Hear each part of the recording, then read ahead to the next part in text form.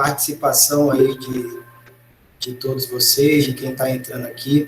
Nós estamos na semana acadêmica da Faculdade Presbiteriana Mackenzie, e essa semana acadêmica, que começou ontem, ela conta com uma rodada de palestras e painéis que serão ministrados por pessoas de dentro e de fora da faculdade. No caso, hoje nós temos a ilustre presença do professor Marcos Fraga, e o professor Marcos Fraga que vai nos apresentar hoje a palestra de Desafios da Advocacia Corporativa e Gestão de Carreira, que faz parte justamente de um tema interessante que a gente tem visto aí bastante na advocacia moderna. Então, gente, o professor Marcos Fraga, ele é advogado formado pela PUC do Rio Grande do Sul, ele é consultor jurídico, ele é membro do Conselho de Administração de uma empresa chamada ThyssenKrupp Elevadores, uma empresa muito grande, começou lá no Rio Grande do Sul também, depois foi adquirida por um grupo alemão. Ele é diretor da Câmara Comercial Brasil-Alemanha, com uma filial no Rio Grande do Sul, em Porto Alegre também. E entre outras atividades, funções e cargos que oportunamente ele vai ter o prazer de falar para vocês, eu trago aqui e apresento a ilustre presença do professor Marcos Fraga, que vai iniciar aí o trabalho. Professor, seja bem-vindo. Nós estamos aqui justamente para ouvi-lo, para aprender um pouco com a sua experiência profissional, de tantos anos na consultoria jurídica, de tantos anos aí como membro de conselho de administração de empresas, de grandes empresas. Estamos aqui ávidos para ouvir o que você tem a dizer para nós. Pessoal que tiver dúvida, pessoal que está ouvindo a gente aqui, tiver alguma pergunta, alguma coisa, queira fazer alguma intervenção ou manifestação, faça, por favor, pelo chat, gente, que eu vou estar aqui olhando e administrando o chat, e essas perguntas eu repasso para o professor, para a gente poder, depois, ao final, ter uma explanação geral aí, tá certo? Sejam bem-vindos, professor, seja muito bem-vindo, a palavra está contigo. Obrigado, professor Alexandre. Queria agradecer inicialmente a oportunidade, a ti e ao professor Rodolfo, né, Manara. É um prazer enorme. Vou tentar aqui, de alguma forma, contribuir com essa semana acadêmica, né, trazendo um pouco da minha experiência, né. Eu me formei, então, como o professor Alexandre já disse, na PUC, em 1989, já são mais de 30 anos. Né. Iniciei na advocacia comum, né, dia a dia. Em 98, tive a oportunidade de ingressar no departamento jurídico da então Elevadores Sur, na área trabalhista. No final do ano 2000, ela foi adquirida por uma multinacional, um grupo alemão. Foi feita uma grande modificação, uma grande reestruturação da companhia.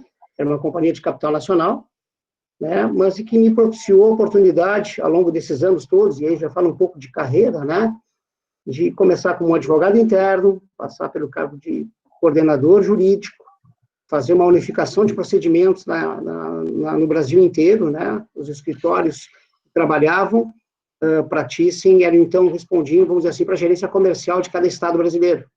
O departamento jurídico da fábrica no Rio Grande do Sul advogava, prestava serviço, basicamente, para o headquarter, a administração, né? E a fábrica só no Rio Grande do Sul. Então, a partir dali, eu consegui, aos poucos, galgando postos, né, desenvolvendo algumas outras áreas vinculadas ao jurídico, como gestão de terceiros, um programa de protocolo de gerenciamento de crises, o compliance, posteriormente, a partir de 2009, né, e que me fez chegar à vice-presidência jurídica e de compliance para a América Latina, no ano de 2016, e 16 para cá foi um novo desafio, novas culturas, respondendo por todas as ações judiciais da companhia, o meu departamento, né, do México até o Uruguai. E em abril, agora a partir de abril, eu deixei a vice-presidência jurídica e de compliance, passei a prestar uma consultoria para ThyssenKrupp Elevadores para o mercado e tomei assento no conselho de administração da companhia. Tá? Então, uma trajetória longa, que aqui, por óbvio, eu vou tentar compartilhar com vocês as coisas positivas, né? Um aspecto bem mais prático, tá? da minha vivência, até porque se eu fosse colocar em slides e conversar com vocês tudo que eu errei, tudo que nós erramos, né? Nós teríamos aí mais de 90 slides, ficaríamos a noite toda aqui. Tá? Então, quando se fala em advocacia corporativa, né, e os seus desafios, gestão de carreira, eu sempre gosto de ir apanhando, e pelo que eu já sei, aqui nós temos alunos das mais variadas, as mais variadas possibilidades, né, a partir da faculdade de Direito, ir para a magistratura, para o Ministério Público, para a advocacia corporativa. Eu vou tentar, em que pese a minha formação ser toda ela dentro da advocacia de empresa, né, vou tentar abordar os maiores aspectos possíveis. Acho que a primeira coisa que a gente tem que se perguntar é em relação à atividade econômica preponderante desenvolvida pela empresa. Né? Eu estou tratando, no caso da Thyssen, de uma indústria prestadora de serviços. Né? O core business dela é a prestação de serviços, não é raro se vender uma escada rolante, uma esteira rolante, um finger, pontes de embarque de aviões, além dos elevadores, né? Com margem de lucro baixa, porque a manutenção é que é o seu principal negócio. Tá? Assim, poderia estar tratando de uma indústria farmacêutica, né? Algo da área financeira. Então, o que está ligado a essa atividade econômica preponderante pela qual eu preciso prestar atenção na sua estruturação societária, criar regulamentos, né? Se eu estou falando da indústria farmacêutica, eu tenho a Anvisa, né? Então, eu tenho a SUSEP, no caso da financeira, eu tenho algo nesse sentido. Então, esse é um primeiro questionamento, um primeiro posicionamento que tem que se fazer para poder se entender aonde tu vai conseguir desenvolver as tuas atividades jurídicas e, como tais, as de consultivo e de contencioso. Tá? Acho que um ponto de atenção muito interessante é a definição do perfil dos advogados internos, são diferentes, né? Eu, particularmente, gosto muito de trabalhar com quem já tenha tido experiência na magistratura, né, no judiciário, não na magistratura, no judiciário, ou no Ministério Público, ou em escritórios de advocacia. Eu acho que são competências complementares, né? Então, acho uma questão muito interessante.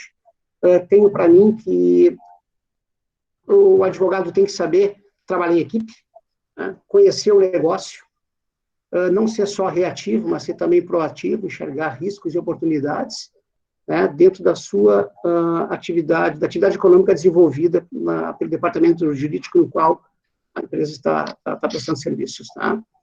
Acho também muito interessante se tratar de definição do perfil dos escritórios de advocacia e assistentes técnicos. Então, como é que eu vou fazer essa definição de atividades do departamento entre consultivo e contencioso, o que eu vou internalizar e aquilo que eu vou delegar para as empresas terceiras. Tá? Isso não tem uma receita de bolo, né? Dependendo das atividades, isso pode ser feito em maior ou menor número, com a maior ou menor intensidade. Mas eu destacaria esta como as premissas básicas para se poder começar a tratar de advocacia corporativa. Né? E de todos esses pontos, eu acho que o mais importante e que foi fundamental para o nosso departamento, né? Departamento para a minha equipe, foi entender o negócio. Os escritórios de advocacia, hoje em dia, os advogados estão, via de regra, conhecem bem os conceitos, né, de prova e contraprova, legislação, jurisprudência, e o que passa a ser um grande diferencial é conhecer aquela atividade econômica. O que a minha empresa faz? Quais são os seus objetivos? Quais são os seus resultados? O que o acionista espera, né? E todos os stakeholders envolvidos, tá? Comunidades, órgãos, etc. Então, isso eu destaco como, talvez, uma das coisas mais importantes para se poder fazer. Aqui, eu vou tratar como exemplo, tá? E volto a dizer, os departamentos jurídicos têm os mais diversos formatos, né? As mais diversas atividades, mas aquilo que nós, ao longo dos anos, desenvolvemos na ThyssenKrupp Elevadores. Então, todos os atos societários, os estatutos são feitos internamente, há uma gestão do consultivo e do contencioso, né? Judicial e administrativo, civil, trabalhista, tributário, ambiental, concorrencial, criminal. Não é raro acontecer acidentes com lesões com os veículos da frota ou até mesmo com a utilização de um elevador ou uma escada rolante. Tá? Fazemos ainda toda a análise de contingências e provisões contábeis, Isso é um fator muito importante para o negócio, né? Saber o risco, análise de risco e quantificar esse risco, né? Dentro daquele conceito de provisões a partir de uma classificação de perda provável, possível, remota. Vocês, se ainda não tiveram contato, em breve vão ter com esses conceitos, né? E a forma em que você analisa o processo judicial, a sua fase, né? Quais os riscos envolvidos, e faz uma provisão financeira contábil para suportar aquele eventual perda, assim como se é uma ação judicial, em que eu estou buscando coletar valores devidos à empresa, eu faço uma análise da minha probabilidade de receber esse ativo, o que também é contabilizado. No caso da indústria, é muito comum, e da elevadores não era diferente, nós temos a necessidade de ter marcas e patentes de produtos desenvolvidos. Então, é um trabalho que é feito em conjunto com a área de pesquisa, desenvolvimento e de marketing, para que uma cabine de elevador, né, tenha a determinada marca, como assim como a indústria automobilística, os carros, né, eles têm uma fabricação e uma marca de mercado, tá? Aqui, trago um outro aspecto importante, que eu acho fundamental na advocacia corporativa, e na TICE nós também fazemos, é o acompanhamento legislativo do setor. Num país extremamente dinâmico em termos de leis, né, considerado as 3 esferas, municipal, estadual e federal, é um arcabouço enorme. Nós temos por hábito tentar acompanhar o que os projetos de lei estão propondo na atividade econômica. Então, vou criar 2 exemplos práticos, e essa é a minha ideia hoje aqui, trazer um pouco de conteúdo prático para vocês. No caso específico de elevadores, não é uma lei federal regulamentando o setor, diferente de outros setores. Então, a partir da concorrência, da competência residual, né, eu posso ter estados, municípios, ou a própria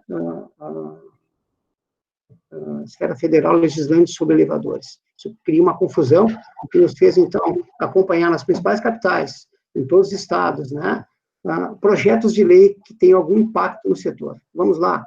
A Ford fabrica um determinado modelo de carro que é válido, lá da Bahia até o Rio Grande do Sul, né, do Mato Grosso ao Rio de Janeiro, distância entre eixos, motorização, etc. O elevador ainda é sujeito a algumas legislações estaduais, e não tem só o foco de manter a forma de fazer a manutenção do elevador, questão de segurança, mas também, por exemplo, determina que, naquele estado, os andares de subsolo não deve ser S, deve ser P, ou outra nomenclatura. Então, imagine para uma indústria fazer um produto que tem que ser dimensionado de acordo com estados, e por vezes até com questões de municipais, tá?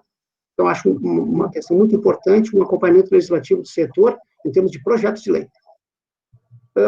Também no departamento jurídico da ThyssenKrupp Elevadores, nós desenvolvemos, a partir de 2012, um setor específico de licitações de contratos administrativos. Logo, nós identificamos que havia um equívoco em tratar o cliente privado, né, com o cliente público, ou o cliente público como se fosse privado, pelas séries de exigências que isso ocorre e as implicações. Nós montamos uma célula, eu particularmente selecionei e contratei um advogado cuja bíblia era 8666, a lei das licitações, fazia licitações para um município, no Rio Grande do Sul, e eu convidei, ele não era concursado, era seletista, para que usasse essa expertise para vir para dentro da companhia e montar conosco todo um processo, né, que analisasse desde o edital, né, as características, ao desenvolver do contrato, que tem uma série de obrigações diferentes de um contrato, por exemplo, com condomínio, com um prédio comercial ou com um shopping, né, até o final, em que há implicações no empenho de valores, etc., para receber. Então, até me orgulho muito disso. Quando montamos esse departamento, nós conseguimos aumentar a efetividade de vitórias em certames licitatórios.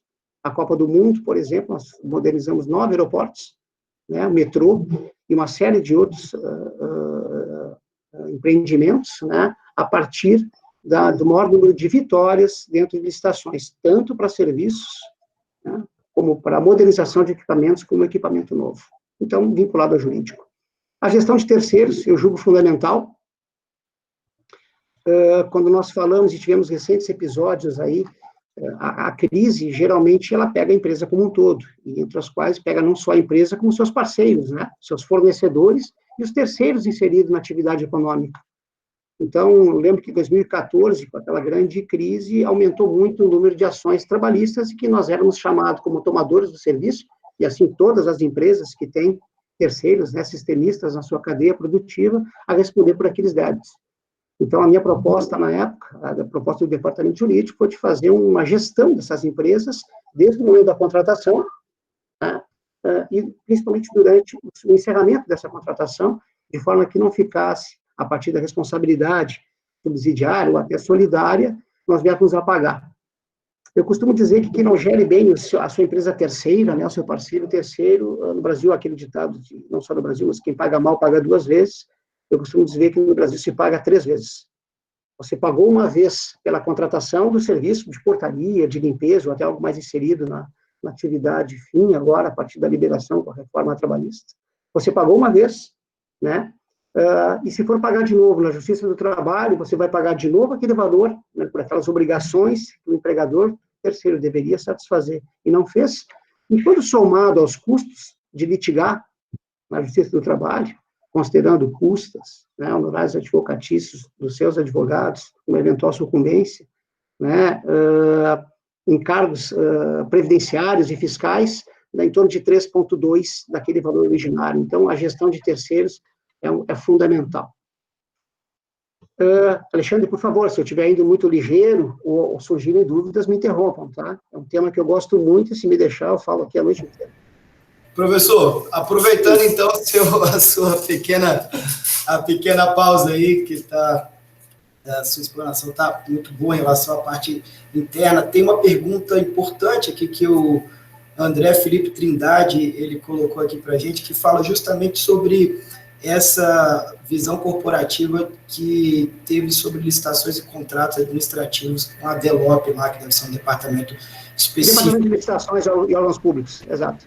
Então, a pergunta do colega aqui, que eu achei extremamente pertinente, foi a seguinte: quais foram as principais diferenças que a DELOP sentiu com a entrada em vigor da Lei 13.303, que é a lei que fala das licitações para as empresas públicas, né? Que é a lei das estatais que a gente costuma falar, e dentro da lei das estatais existe um capítulo que fala sobre as licitações voltadas para empresas públicas e sociedade de economia mista. Ele pergunta assim: quais foram as diferenças que a DELOP sentiu com a entrada em vigor dessa lei, que ela é de 2016, 17, e mudou a visão corporativa sobre o direito administrativo depois da entrada em vigor dessa lei? Então, professor, houve alguma modificação na DELOP em relação à entrada em vigência da lei 13.303? Sim, nós tivemos que nos adaptar, tá? E isso é uma constante em termos de Brasil, como eu já disse, né? Essa lei, de fato, foi um marco divisório, temos que fazer as adaptações, mas elas são constantes, né? Uma série de obrigações vem sendo sucessivamente colocadas, e não só as colocadas por essa lei mencionada pelo colega. Vou criar uma mais recente agora, e vinculando com o Departamento de Compliance. As legislações estaduais, hoje, Brasília é um caso, e ocorre Rio de Janeiro, Rio Grande do Sul, recentemente, em que ter um programa de compliance passa a ser obrigatório para participar da licitação e pode ser, inclusive, um fator decisivo no momento de um empate técnico. Então, qualquer alteração legislativa, nós temos que estar atentos, né? De forma a aquela matriz de risco, a matriz de aplicação, ela seja absorvida, entendida, né? E há um período, geralmente, de adaptação, que nem mesmo, por vezes, as próprias estatais, os órgãos públicos ainda não entenderam o exato teor da exigência legal, né? Mas esse é um desafio muito maior ainda por parte da empresa, né? Em um caso específico, tivemos que nos adaptar a ela. Tá certo, professor, muito obrigado. Bom, seguindo aqui, o programa de compliance do grupo. Então, em 2009, nós recebemos uma cartilha feita pela matriz alemã, com base na realidade alemã e de cases da Alemanha, para tropicalizar. Não se falava em linha de corrupção, não havia sequer todo esse acabouço de escândalos, né, que aconteceram na última década, aí, sem problema, mas pelo menos tomaram uma notoriedade maior. Mas recentemente fizemos um programa, então, de compliance para o grupo, partindo do princípio daquelas relações entre empregados, né, colaboradores e o mercado. Tá? Política de brindes, o não recebimento. Posso criar aqui o caso da frustração de alguns, quando nós recebemos, por ter modelizado 9, participado da construção ou modernizado 9 estádios da Copa do Mundo. Foi uma oferta enorme de ingressos para jogos e não há possibilidade de aceitar, né? Não se ela for feita de maneira dirigida para aqueles envolvidos. Querem, então, fazer um sorteio entre outras áreas da empresa, né? Então, políticas de brindes, final de ano, né? Fizemos reuniões com todos os nossos representantes comerciais que representam a empresa em certames, na venda, em certames públicos, para que ficassem claras as regras, né? Algo muito importante foi um protocolo de gerenciamento de crises. Como tal, tivemos vários acidentes e incidentes com elevadores, e não só conosco, tá?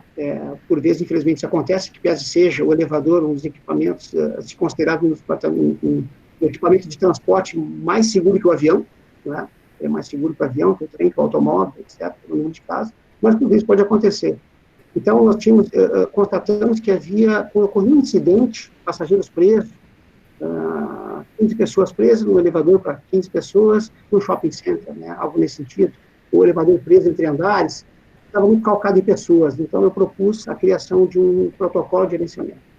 Hoje, passado esse período todo, nós encontramos uma empresa que teve experiência naquele caso fatídico daquele avião da TAM em Congonhas, né? Ela tinha uma expertise em tratar desses momentos de crise. Criamos um software e conseguimos hoje que, pelo celular, a um plantonista, ele consiga, nesse instante, se houver um acidente aí em Brasília, ou em Campinas, ou na cidade do México, em Montevidéu, né, é possível acionar para uma central 24 horas, tá, e o plantonista recebe e consegue linkar todos os stakeholders desse caso. Internamente, a diretoria, o departamento jurídico, RH, marketing, etc., etc., e do outro lado, o cliente, né, eventualmente a família, a imprensa, polícia, etc. Então, foi outro produto desenvolvido por nós aqui, que, aliás, nos orgulha muito, que foi adotado, inclusive, na Alemanha, né? Foi o que nós conseguimos exportar para lá. E, por fim, o canal de ética, que é uma complementação do programa de compliance. Muito rápido aqui, pessoal, algumas das ferramentas que nós desenvolvemos dentro do mundo corporativo para criar esses desafios, certo? Eu vou aqui fazer um parênteses, então, eu vou linkar com a questão do desenvolvimento de carreira. Eu sempre defendi, acho que é o correto, tá, que a pessoa, antes de pensar, e me desculpe a minha analogia grosseira, antes de crescer, né, verticalmente, ela crescer de maneira horizontal. Ela entender dentro da companhia que ela está inserida, e que seja no Ministério Público, né, no Judiciário, no escritório de advocacia, onde estão as oportunidades. Há questões aqui que eu vou mostrar, e já mostrei, e vou rapidamente citar, que não são eminentemente jurídicas, mas podem trazer oportunidade de crescimento, de forma que o departamento ganhe estofo e, via de consequências, os profissionais, os advogados que integram a equipe, também têm visibilidade e consigam crescer, né? Então, ferramentas de gerenciamento de consultivos, desenvolvemos a nossa, de contencioso também, há uma série de ferramentas no mercado, né, e boas ferramentas, licitações, como eu já falei, práticas trabalhistas, modalidades, licitações, treinamentos para e-learning. Como treinar? Nós temos quase 5 mil empregados, desde o México até o Uruguai. Como treinar esse pessoal uma eventual modalidade de licitação ou de uma prática trabalhista, como aplicar uma justa causa, como controlar um cartão ponto? Pelo e-learning, né? Então, se dá de maneira muito clara, e foi o jurídico quem propôs.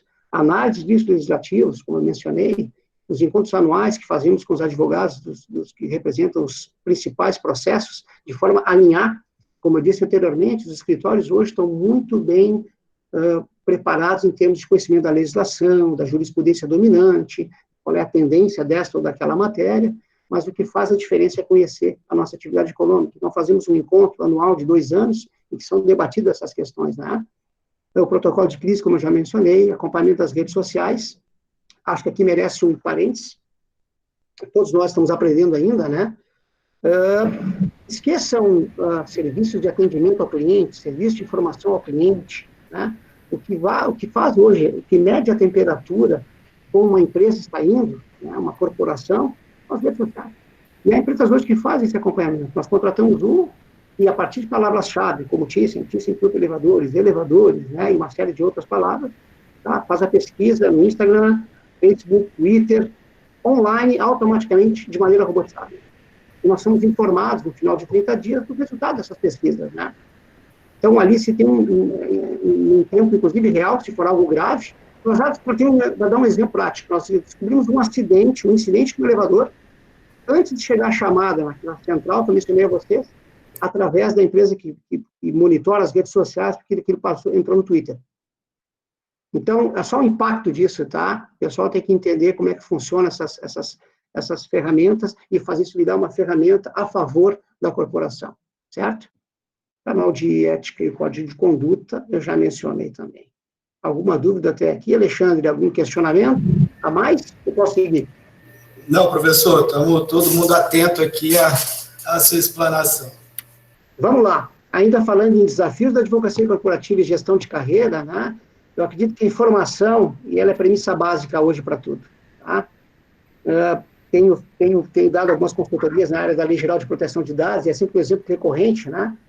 Se essa aula fosse considerada presencial em Brasília, se eu tivesse acordado hoje pela manhã em Porto Alegre, às 5 da manhã, eu teria consultado se meu voo estava no horário. Isso só seria possível um dia, eu entrei lá na companhia e concordei com termos de uso, né?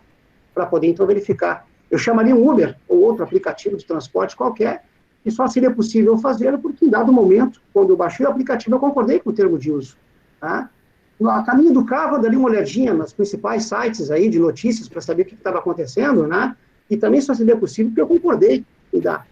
E assim, quando eu entrasse no aeroporto, automaticamente Porto Alegre me conectaria à rede Wi-Fi, porque em dado momento eu fiz o cadastro e concordei em dar os meus dados. Então, informação, pessoal, é o petróleo, como tem se dito, né? Nós somos os usuários simpáticos, cada vez que fazemos, e é um novo produto. Há um ditado que diz que sempre que você usar um aplicativo que ele é free, que ele é grátis, não se preocupe, o produto é você. Tá? Então, trazendo isso para dentro do mundo corporativo, a informação, ela quanto mais direta e qualificada ela for, melhor. Tá? E no caso específico dos escritórios, né, de relatórios, tem que ser uma questão muito bem administrada e feita. Tá? A informação é fundamental. Eu mesmo tive muita dificuldade nas primeiras reuniões, ainda como coordenador jurídico, eu era chamado pontualmente para uma reunião de diretoria, e a minha linguagem, e aqui vale um pouco de uma crítica construtiva, né, aos cursos de direito e via de regra, uma linguagem muito formal, por vezes. E no mundo empresarial, eu não estou dizendo que ela não é válida, que ela não é interessante, que ela não é propícia, que está inadequada, mas no mundo empresarial, a linguagem direta, né, então eu digo, eu era um profissional de Word, onde eu fazia minhas peças, meus recursos, e passei a ser um profissional de PowerPoint e de Excel. Eu tive que mesclar situações, né? Ou de outra forma, eu entrar numa reunião de diretoria, e no caso específico da TICE, que 80% do board da empresa é engenheiro, eu fosse conversar sobre a teoria da relativização da coisa julgada, eu fosse tratar da divergência de entendimento entre o ministro Gilmar Mendes, né, e o ministro Barroso, esquece, né, ninguém vai me ouvir. Então, a informação direta no mundo corporativo, ela é muito qualificada. E é aquilo que eu digo, né, no caso de alguns escritórios, no início eram relatórios mensais, depois passaram a ser semestrais, anuais, ou uma brincadeira nunca mais. Né? Não há, afirmo a vocês, como gerir bem, sem gerir bem a informação. Ok? Trago aqui para vocês alguns dilemas permanentes, né, da advocacia corporativa, de um departamento jurídico, tá? Quais são os fatores de risco cíclicos, né? O jurídico tem um papel conservador, via de regra. Tá? Ele é um ponto de equilíbrio, e o compliance posso incluir. Né? Tem um episódio que havia um diretor, um colega diretor comercial, extremamente agressivo, né, em matérias de fazer negócios, e eu era o cara conservador. E o nosso presidente era o maior gerador de crises que eu já conheci. Tive o prazer de trabalhar 22 anos de maneira direta com ele, né? Então, não era raro em algumas reuniões, eu estou fazendo, claro, aqui uma brincadeira, uma coisa mais, mas ele dizia para esse colega da área comercial, tu vai vender esses produtos, né, tantos elevadores, tantas esteiras, tantos fingers, né, custa o que custar. E se virava na mesma mesa de diretoria para mim e dizia assim, se ele fizer algo errado, a culpa é tua, que é o jurídico compliance. Então, o ponto de equilíbrio está nessa questão da tomada das decisões. Principalmente num país como o nosso, eu posso dizer para vocês, eu conheci nesses últimos 4 anos o judiciário do México, da Colômbia, do Peru, né, do Chile, do Uruguai, Paraguai, e o nosso é, sim, o mais litigioso, o mais bélico, eu vou dizer assim. Tá? Então, no país extremamente judicialista, vai se tomar uma decisão operacional, financeira, né, contábil, o jurídico tem que ser ouvido. E é um ponto de equilíbrio. Tá? E costumava brincar com esse mesmo colega, que eu dizia assim para ele, olha, se a companhia ficasse hoje só na tua mão, que é um comercial extremamente agressivo, logo, logo ela quebrava. E ele dizia, o que tu quer dizer com isso, né? Eu disse, não, quer dizer que, calma, se ela ficasse por outro lado comigo, eu quebrava mais rápido ainda. Eu sou um conservador, é um cara agressivo, nós temos que contar o ponto de equilíbrio. Né? Então, isso é o que eu defendo, e quando eu falo, então, que por vezes grandes processos decorrem de decisões administrativas operacionais ousadas, em que não houve esse equilíbrio. Isso pode vir a ser agravado ainda, né, por uma condução jurídica equivocada do departamento jurídico e do advogado externo. E se eu ainda pegar, então, uma decisão ousada, que é o extremo do resultado negativo, né, uma decisão equivocada, mal conduzida juridicamente, né, e pegar uma decisão judicial fora do padrão, a questão é rezar. Né, vai apertar aquele botão mental ali, pânico, o que vai acontecer com o resultado negativo de uma ação que pode, por vezes, quebrar ou inviabilizar a empresa. Certo? Fica uma reflexão e um alerta e gira muito, né? Essas decisões ousadas aqui, pois não?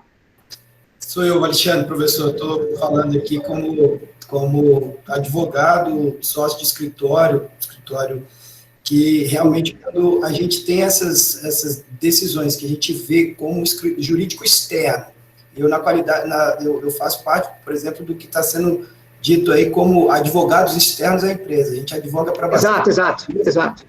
E muitas vezes a decisão administrativa operacional da empresa é tomada sem que nós sejamos consultados. Perfeito. Eventualmente só o jurídico interno, que muitas vezes é composto, às vezes, dependendo do tamanho da empresa, por poucas pessoas ou por uma pessoa. E aí a gente se depara com decisões judiciais que realmente elas podem acabar, sei lá, da onde que surgiu aquela invenção jurídica, da onde o magistrado tem tanta criatividade para poder decidir, e a gente se depara com um empresário rezando, literalmente, para que aquela decisão seja modificada. Tua colocação está perfeita, é isso, e eu não entendo por que alguns departamentos jurídicos internos não usam, né, não conhecem, não consultam e não constroem algo em conjunto com os advogados externos. Eles é que têm expertise, estão debruçados sobre o problema, eles, mais do que isso, o jurídico interno conhece a empresa, mas não está no dia a dia, na linha de frente, como se diz. Né? Então, é um erro crasso na minha avaliação, e essas decisões, a gente costuma brincar lá, que são as decisões Chester. Conhecem, né, aquela ave Chester, cabeça pequena para pensar, peito enorme para tomar decisão, e depois perna maior ainda para correr. Né? O que é que eu faço agora? Tá? Muito bom. Decisão Chester, lembre-se. Pessoal, alinhando expectativas, tá? Alexandre, vou te pedir uma gentileza. Quanto eu tenho de tempo ainda? Professor, nós temos aí praticamente quase uma hora ainda. Tranquilo. Estamos em tempo, então. Pode ficar tranquilo. Ok. Alinhando expectativas, né? Quando eu tenho esse conjunto, tá? De membros, eu tenho o departamento jurídico, eu tenho o escritório, eu tenho os objetivos e metas da empresa, né? Tudo isso tem que funcionar de maneira bem azeitada, vamos dizer assim, dentro de um contexto do judiciário, né? Com a fiscalização do Ministério Público, intervenção, com todos esses componentes, o alinhamento é fundamental. Tá? Então, como eu digo, que uma parceria entre departamento jurídico e escritório é um relacionamento. E como todo relacionamento, tem que ter clareza, né? As regras do jogo têm que ficar claras. Tá? Nós mesmos nos orgulhamos de ter desenvolvido, né, dentro do departamento jurídico da TICE, um manual do advogado. Então, Alexandre, se o seu escritório hoje tivesse o prazer de prestar serviço para nós, ou qualquer escritório, ele recebe, no momento que nós assinarmos o contrato de honorários, além daquelas regras usuais, um manual. Como é que eu peço ressarcimento de despesas? Como é que eu peço para pagar guias de processo? Como é que eu faço um acordo ou não faço um acordo? Quais são os parâmetros da empresa? Né? Como é que funciona os honorários de sucumbência? São regras claras, né, que devem ser alinhadas nesse momento para que aquela ação seja o mais salutar possível. Então, eu trago isso aqui como algo fundamental, né, e que vão nos ajudar nos desafios lá na frente, tá? Pois é, professor, isso aí é super interessante mesmo, como é que tem que fazer o alinhamento interno, né, com o escritório que presta serviço para a empresa, e isso a gente tem dificuldade, muitas vezes, com a comunicação dentro da empresa. Então, depois, se tivermos o prazer de conversarmos sobre eventual contratação do nosso escritório, a gente pode ficar aqui depois, um pouquinho depois do vídeo, viu, professor? Tranquilo, Alexandre. O que eu digo em relação a isso, quando se contrata um escritório, a gente quer dele. Então, eu tive alguns exemplos assim, de escritórios que no momento da contratação, né, foi oferecido algo que ao longo da relação se deteriorou, né? Passamos a ser atendido basicamente por um estagiário, e nada com estagiário, eu fui um bem ruizinho, por sinal, na minha época, né? Mas nada contra, o que, aliás, é um mal para os dois aspectos, né? O estagiário não está crescendo se ele não tiver uma supervisão dentro do escritório. E aqui faço outro já, link com questão de carreira, tá? Pessoal, prestem atenção, eu, como diretor de empresa e membro de conselho de administração, quantas vezes eu vi alguém ser preterido numa promoção, vou pegar aqui o exemplo do escritório, tá? O advogado não foi para uma área melhor, ou para a coordenação, porque não preparou o estagiário dele. Esse mesmo advogado, eventualmente promovido nessa posição, não foi a sócio do escritório e não preparou o sucessor dele. Então, eu sei que há, por vezes, um falso dilema, né? Mas eu vou criar alguém, vou ensinar para alguém algo que pode tomar o meu lugar. Se tiver como meta crescer naquele escritório, no departamento jurídico, eu julgo isso fundamental. Não é raro acontecer que nós decidimos, e se estou falando de maneira geral, tá, dentro da empresa, não só na área jurídica, né? Olha, temos que mandar um novo gerente para Santiago do Chile, né? Porque o que estava lá saiu e foi para o México, um desafio maior, ou foi para a Alemanha, né? Quem é o candidato próximo? É o fulano de tal. Ele tem sucessor imediato? Não, não tem. Então não vai.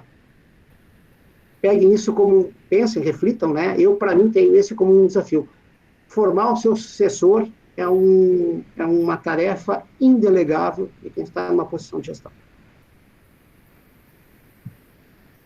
O que alinhar é aquilo que se espera que aconteça, o que quer se entregar, como deve ser realizado, as responsabilidades e papéis de cada membro de equipe, né, como deve ser faturado, então, isso tudo, e principalmente, eu acho que o mais importante é esperar o que não aconteça. Tá?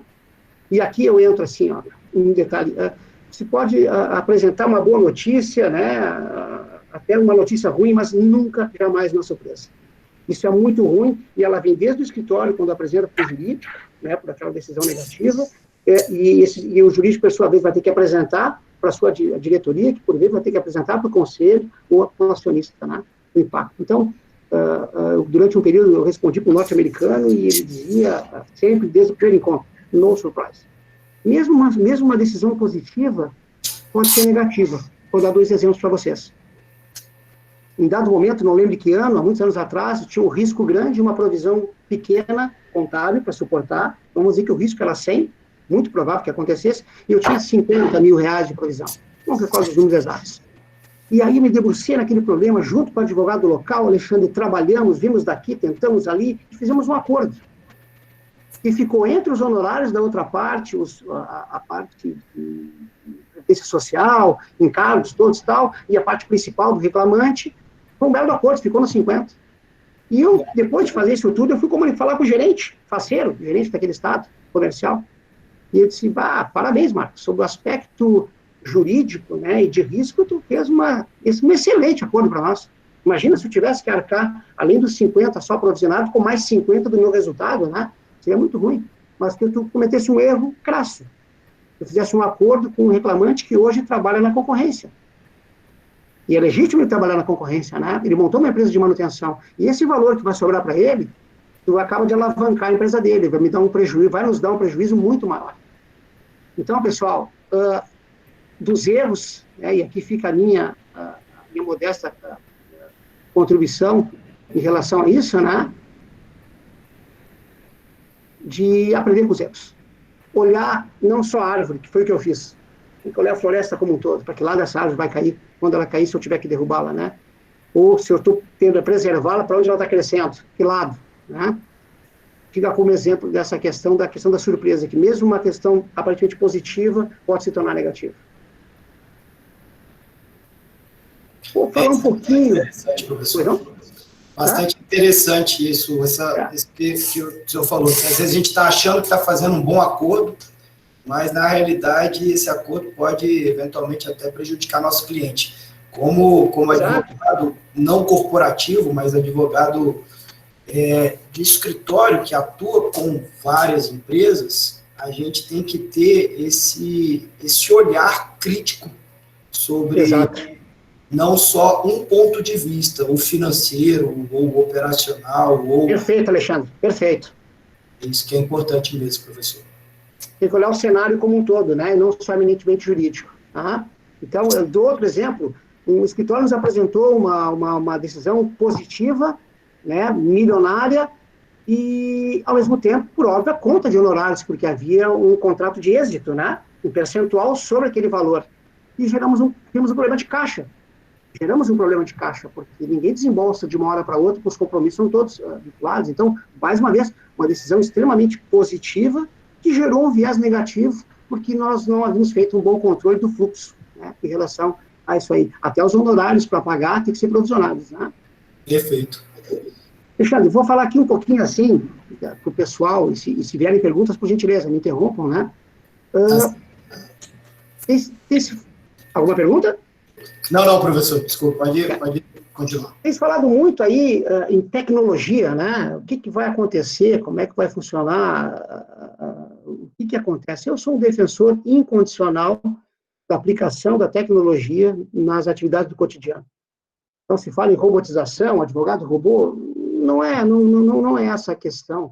Né? Eu só acho que quem vai para uma faculdade, quem está fazendo, dedicando o seu tempo, né, investindo nisso, né, e vai desenvolver uma expertise, é nela que ele tem que trabalhar, na estratégia, e não no cotidiano, que em dado momento pode fazer parte, saber preencher um subestabelecimento, né, pesquisar sobre uma jurisprudência, isso faz parte, cria estofo.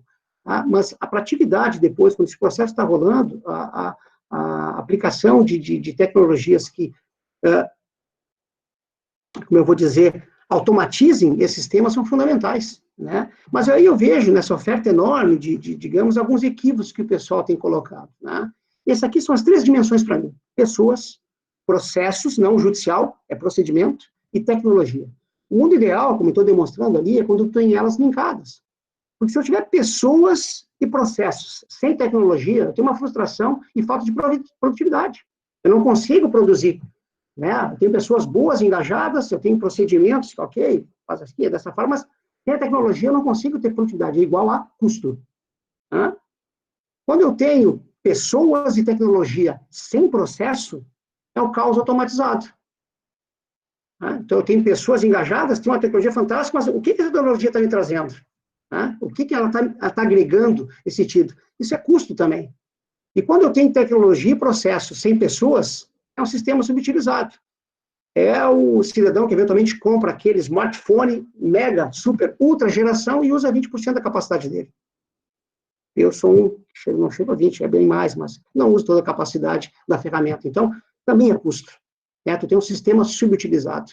Eu acho que esse é o mindset que a gente tem que ter em relação, quando se fala em tecnologia, né? Gestão e integração. Tá? Nesse sentido ainda, né, tem se falado muito, e eu começo a me interessar já há muito tempo, desde a época que nós desenvolvemos nosso próprio software, né? Em 2000, eu começo a entregar a idade quando eu falo assim, mas em 2005, 2006, eu comecei a procurar software para departamento jurídico.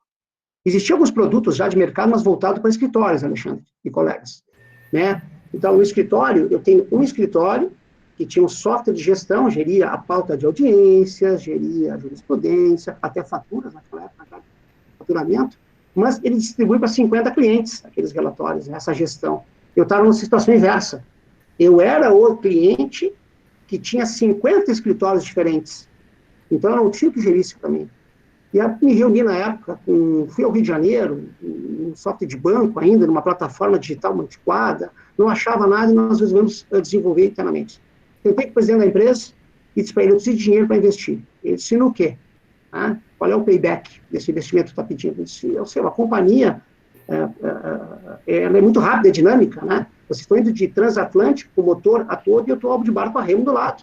O jurídico ainda está, sob certo aspecto, e é visto assim na companhia como algo que segura a venda, que não dá resultado, 15 dias para dar um parecer, e eu preciso, de alguma forma, falo do ano de 2004, 2005.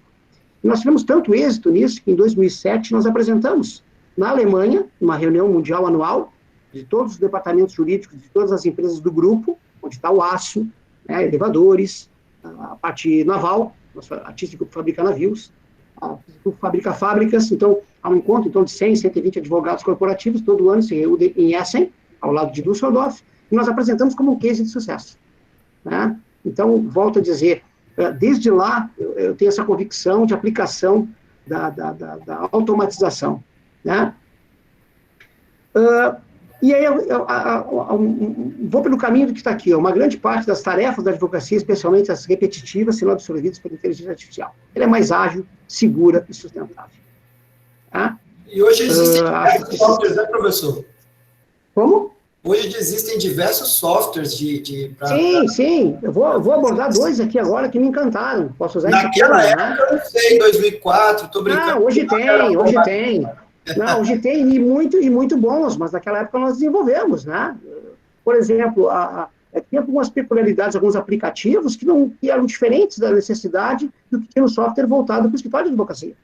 Hoje tem muito bom, é uma gama enorme de produtos aí, muito bons produtos, né, que fazem essa gestão e já vinculada ao escritório com o departamento jurídico, né, mas naquela época não tinha. Tá? Então, essa análise de documento... Como? Aquelas tarefas rotineiras, né, justamente emissão de relatório e tal. Exatamente. Né? Então, dois assim, exemplos que nos apresentaram um software da área trabalhista. Vamos ver se eu consigo... Vou pegar trabalhista, que me parece mais simples, tá? E aquele exemplo dado, live, projetado, foi. Tu tem hoje ferramentas que leem o PDF, correto? Então, foi projetado uma petição inicial.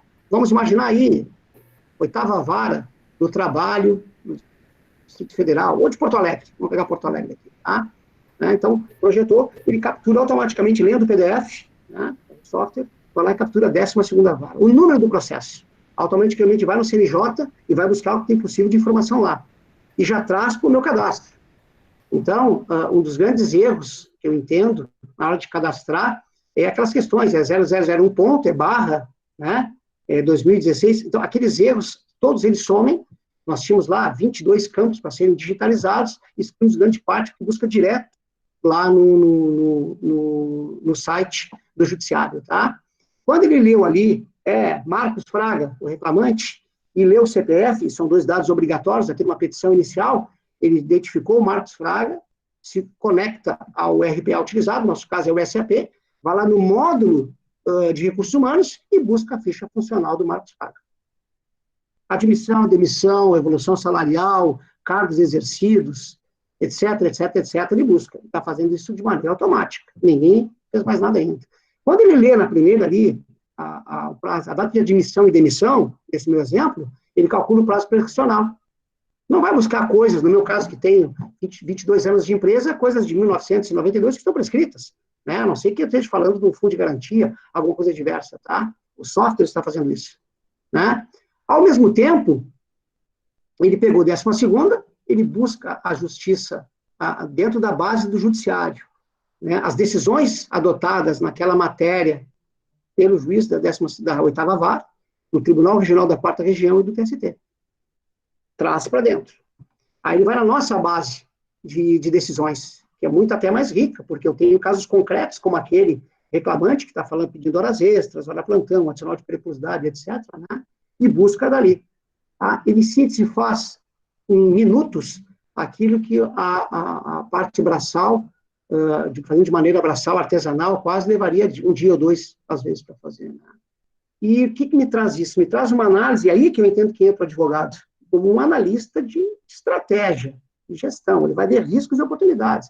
Ele vai ter já um primeiro contato, em parceria com o escritório de advocacia, de fazer um trabalho rápido, com maior probabilidade de segurança dos dados, uma maior probabilidade de êxito, até para concluir que aquilo ali é um caso muito crítico, pula de patamar e vai para um acordo.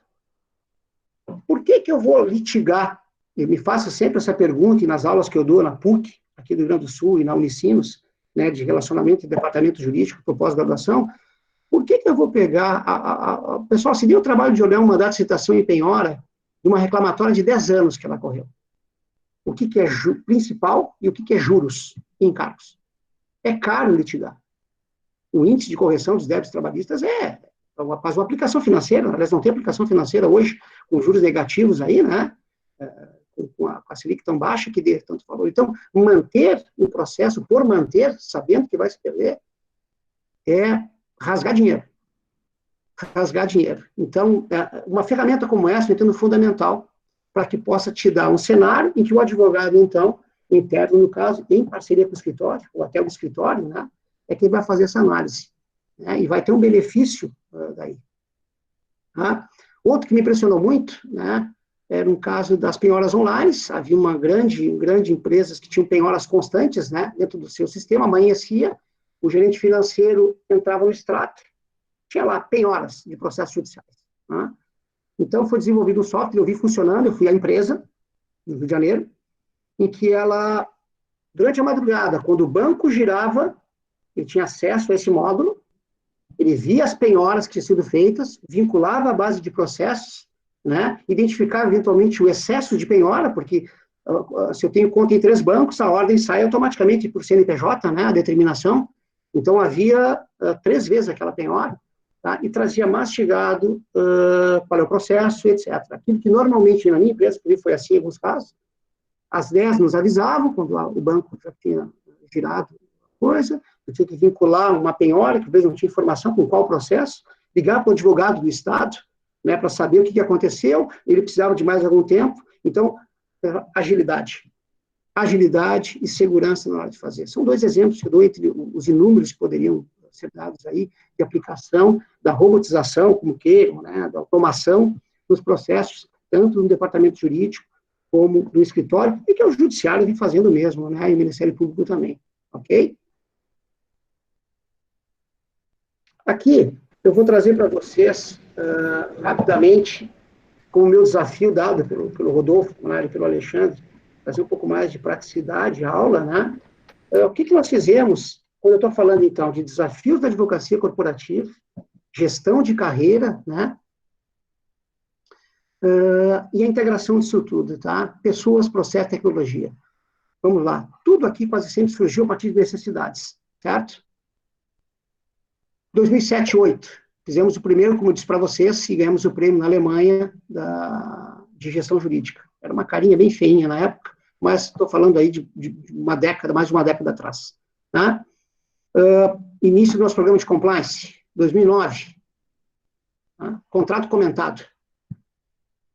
Alexandre, lembro de uma vez uma reunião comercial, nós somos estados aí, o pessoal do comercial muito brabo com o jurídico, né, com as cláusulas muito extensas, muito agressivas, era um dificultador da venda. Tá?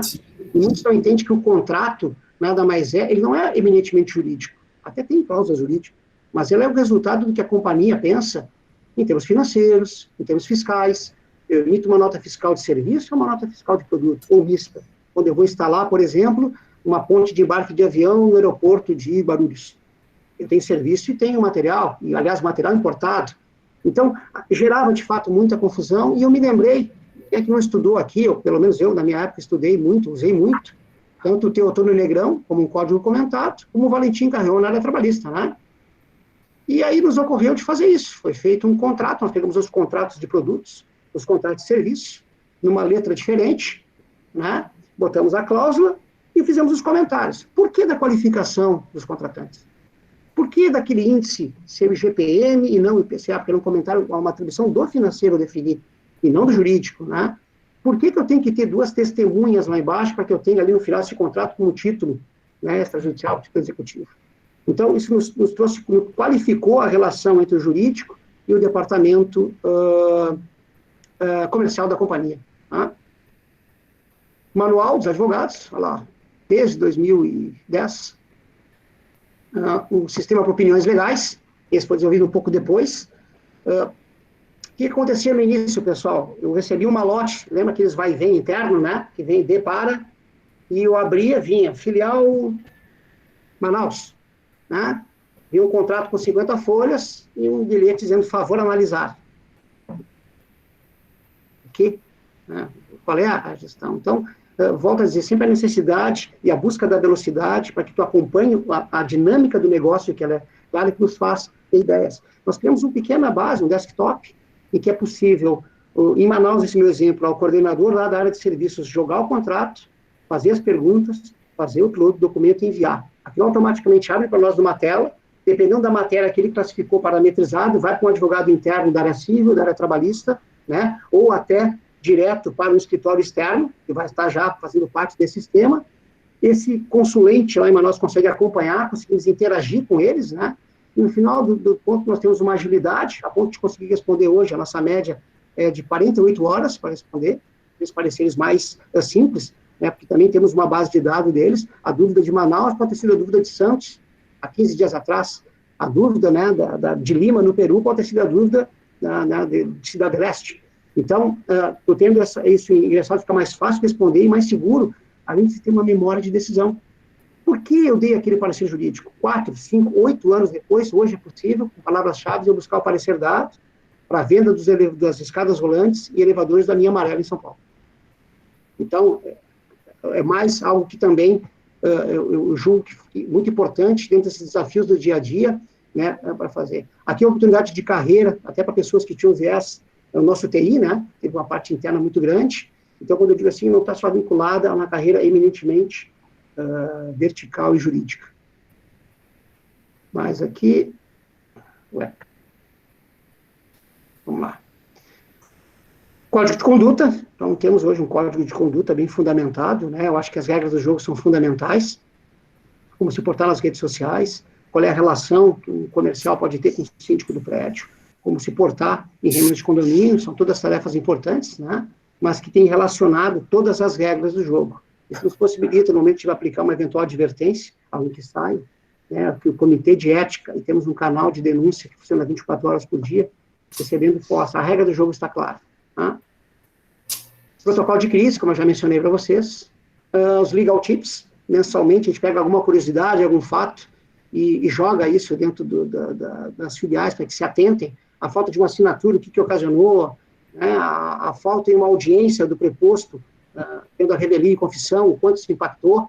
Então, são questões ou curiosidades nesse sentido, mas que sempre fazem que se aproximem, né, o jurídico, não seja aquele jurídico isolado, né, aquela imagem de terno e gravata, sentado dentro do departamento jurídico, ou advogado, que faz parte desse contexto, o advogado externo, no caso, e que os vejo como parceiros de negócio. Acho que o meu mouse foi a pilha. 14, o manual de acordos. Achamos que valia um manual específico para isso. Tá? O departamento de estações lançado em 2014, eu já mencionei a vocês. Em 2015, nós ganhamos um prêmio da FDJUR e GJUR, que é um forte departamento de jurídicos, como uma das melhores práticas por aquele contrato comentado, feito lá no passado, né? Gestão de subcontratistas, a partir de uma matéria de risco, como eu mencionei para vocês. Aqui foi o nosso divisor de águas, quando nos assumimos, então, não só o Brasil, mas toda a América Latina, uma experiência fantástica, nova, nos fez sair de zona de conforto, né, em que pese seja a mesma atividade econômica, as premissas são as mesmas, a realidade da Nicarágua é completamente diferente da do Uruguai. Costa Rica tem uma diversidade em termos de procedimento e judiciário completamente diferente, por óbvio, do Paraguai. Então, foi um momento novo, né? Dividimos a equipe, propiciamos oportunidades e aí fico muito contente, porque havia pessoas que entraram com uma visão menor das suas tarefas, e daqui a pouco estavam envolvidos em discussões em todos os países da América Latina e desenvolvendo seu espanhol. Tá? Que, aliás, é bem diferente. Tá? Pegar o espanhol do mexicano para o espanhol do Uruguai, para ficar nesses dois opostos, é completamente diferente. Aqui, a questão da aplicação, então, da inteligência artificial, né, EPR. O ELO é o produto que nós escolhemos, tá, para fazer, como já dissemos aí, né, Alexandre, há vários e muito bons softwares no mercado, mas sempre demanda uma customização, tá? E fomos, talvez, que eu saiba, pelo menos a empresa que nos certificou, um dos primeiros departamentos jurídicos a aplicar o sistema Lean, né? Sistema de gestão, já praticado há muitos anos, que tem origem dos japoneses, tá? Então, aqui eu estou trazendo para vocês, pessoal, tenho a pretensão de trazer, e óbvio, como eu já disse, aqui é o que deu certo, né? Teve muito fracasso, muitos erros, mas olha como um departamento jurídico, né, de compliance pode estar integrado ao negócio. Olha o impacto, né, dessas questões, aumentar as vendas nas licitações públicas, conseguir ter um código de conduta que nas reclamatórias trabalhistas de justa causa, ficou claro e comprovado que havia, então estou interagindo com a RH, interagindo com a área comercial, com os fornecedores, né, parceiros do TI, da tecnologia, no sentido de trazer todas as tecnologias para dentro de um departamento que, em tese, né, geralmente é visto como um departamento mais conservador, tá? Um manual de compliance, um manual de atividade para o advogado. Então, são todas questões, né, que nos deixam contentes quando se olha e que eu acho que comprova na prática como os desafios da advocacia que são apresentados devem ser aceitos, né, sim, deve estar integrado no negócio e, tipo, isso consegue se fazer uma... Eu vou dizer a vocês que eu não teria feito toda a carreira que eu fiz de advogado, coordenador, gerente nacional, diretor e vice-presidente, se eu tivesse ficado restrito eminentemente a carreira jurídica. Não que ela não seja uma bela carreira, sinto saudades ainda de fazer um bom recurso, adoro ler uma boa decisão, né, ler uma matéria, mas no meu aspecto, né, de advocacia corporativa foi o que possibilitou um crescimento meu e de N pessoas, inclusive as que estão sentadas hoje, né, um novo responsável pelo compliance e um novo responsável pelo jurídico, que são colegas meus, começaram comigo um há 15 anos atrás e outro há 10, e assumiram essas cadeiras agora quando eu fui pro conselho. Professor? Sim.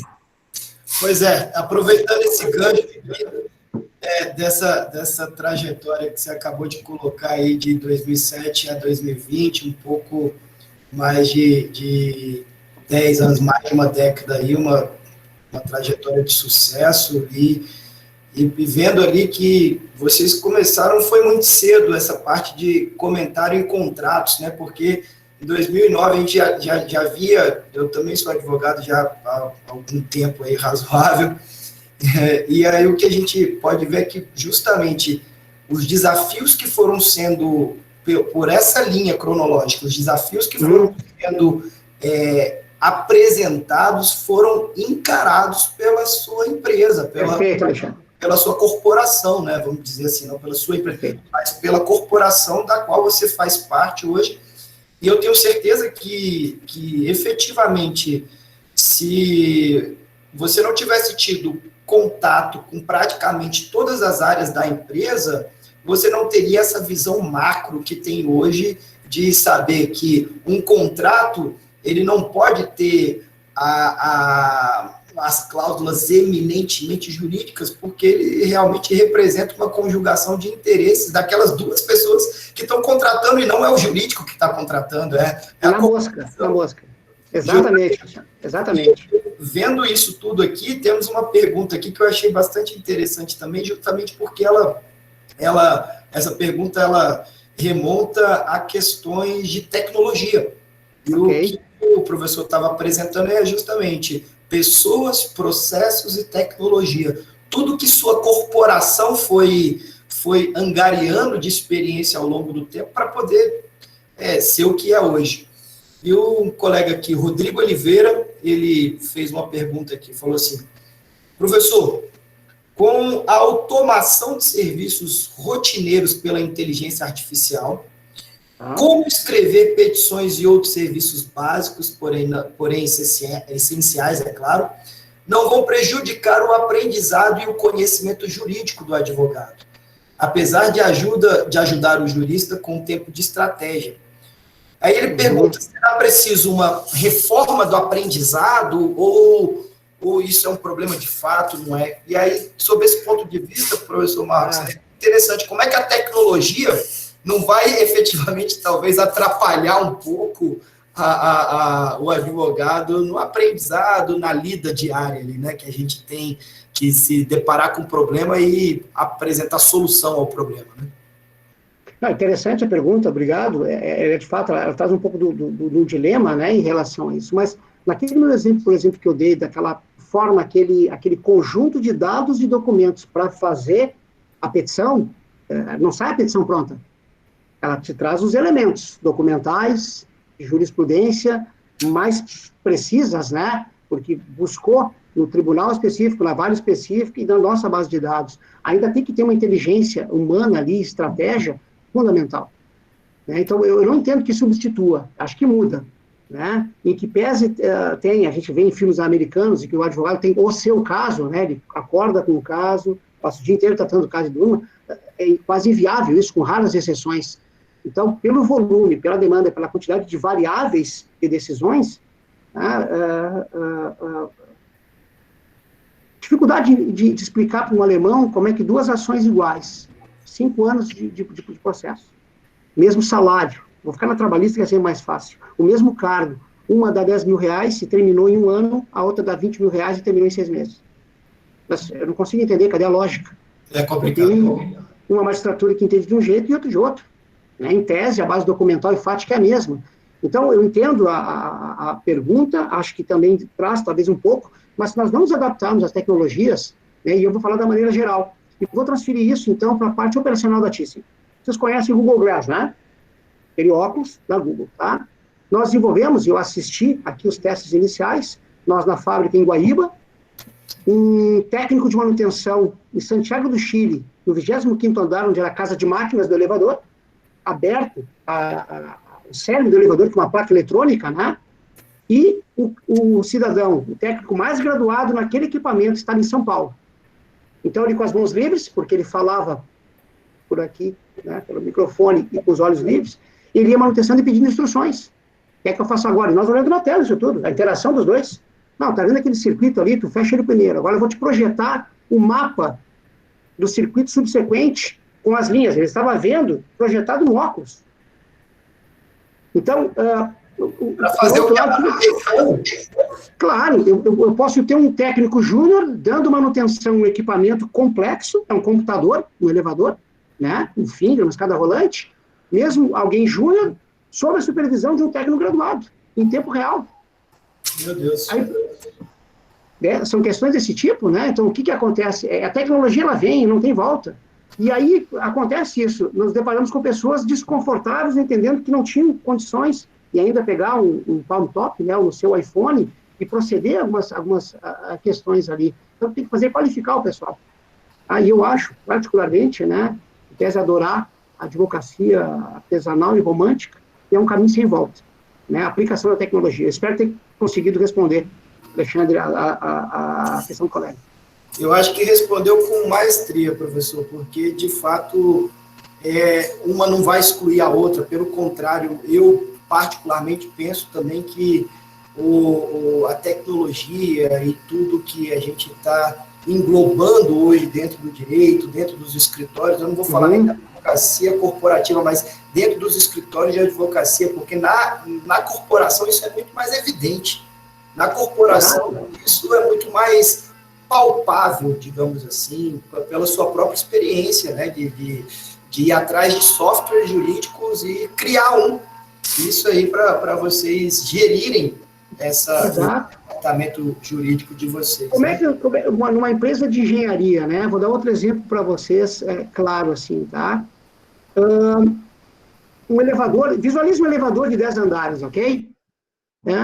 Há 2 tipos de manutenção, a preventiva, é mensal, há um checklist, eu olho correia, eu olho botoeiras, né? Eu olho se está nivelado com o elevador, uma série de itens, tá? E a corretiva, que é quando o elevador estraga. Mas, para que eu saiba, você tem que estragar primeiro, a não ser que eu tenha identificado na preventiva. Olha, vamos trocar logo essa polia aqui, ou ele vai parar. Ok? Bom, sensores hoje em dia são são produtos hoje, equipamentos baratos para te colocar. Então, visualizem comigo. 2 sensores de uma porta de elevador. A porta tem vida média 5.000 aberturas. Aquele rolo de nylon, certo? E está contando. Quando chegar próximo do momento daquele desgaste, não precisa esperar o elevador estragar a porta. E para todos os 10 andares. Né? Ele identifica e vai lá para a preventiva. Se por um acaso houve um desgaste prematuro, ou uma sujeira, ou alguém deixou cair uma caneta BIC, né, e pegou naquele sensor, que é o andar de baixo, né, uma tampa de caneta que começou a dar problema, hoje é possível, pelo sinal, que lá na empresa, então vou criar um prédio em Brasília, aqui no Distrito Federal, aí na nossa filial, identifique que esse elevador começou a fechar de uma maneira diferente a porta esquerda. Vamos esperar estragar? É possível que remotamente esse técnico, está a 8 quilômetros, no meu exemplo, isole a porta do 8º andar, que é que está apresentando problema, e mantenha o elevador funcionando nos outros 10 andares, nos outros 9 andares remanescentes. Tecnologia. De novo, temos que treinar o pessoal, porque quem não se adaptar a essa questão de gestão, né, por essas vias, fica de fora. E como é que eu vou apresentar o produto diferenciado? Imagine aqui nós, qualquer um de nós, como síndico de prédio. Se eu der garantia para ele que no meu edifício eu só tenho um elevador, que se estragar para todo mundo, né? Eu tenho a possibilidade de remotamente isolar aquele andar e mandar alguém para vir consertar aquilo o mais rápido possível. É vantagem competitiva. Pessoal, aqui eu vou passar para vocês, então, trazendo assim um pouco mais do momento atual, tá?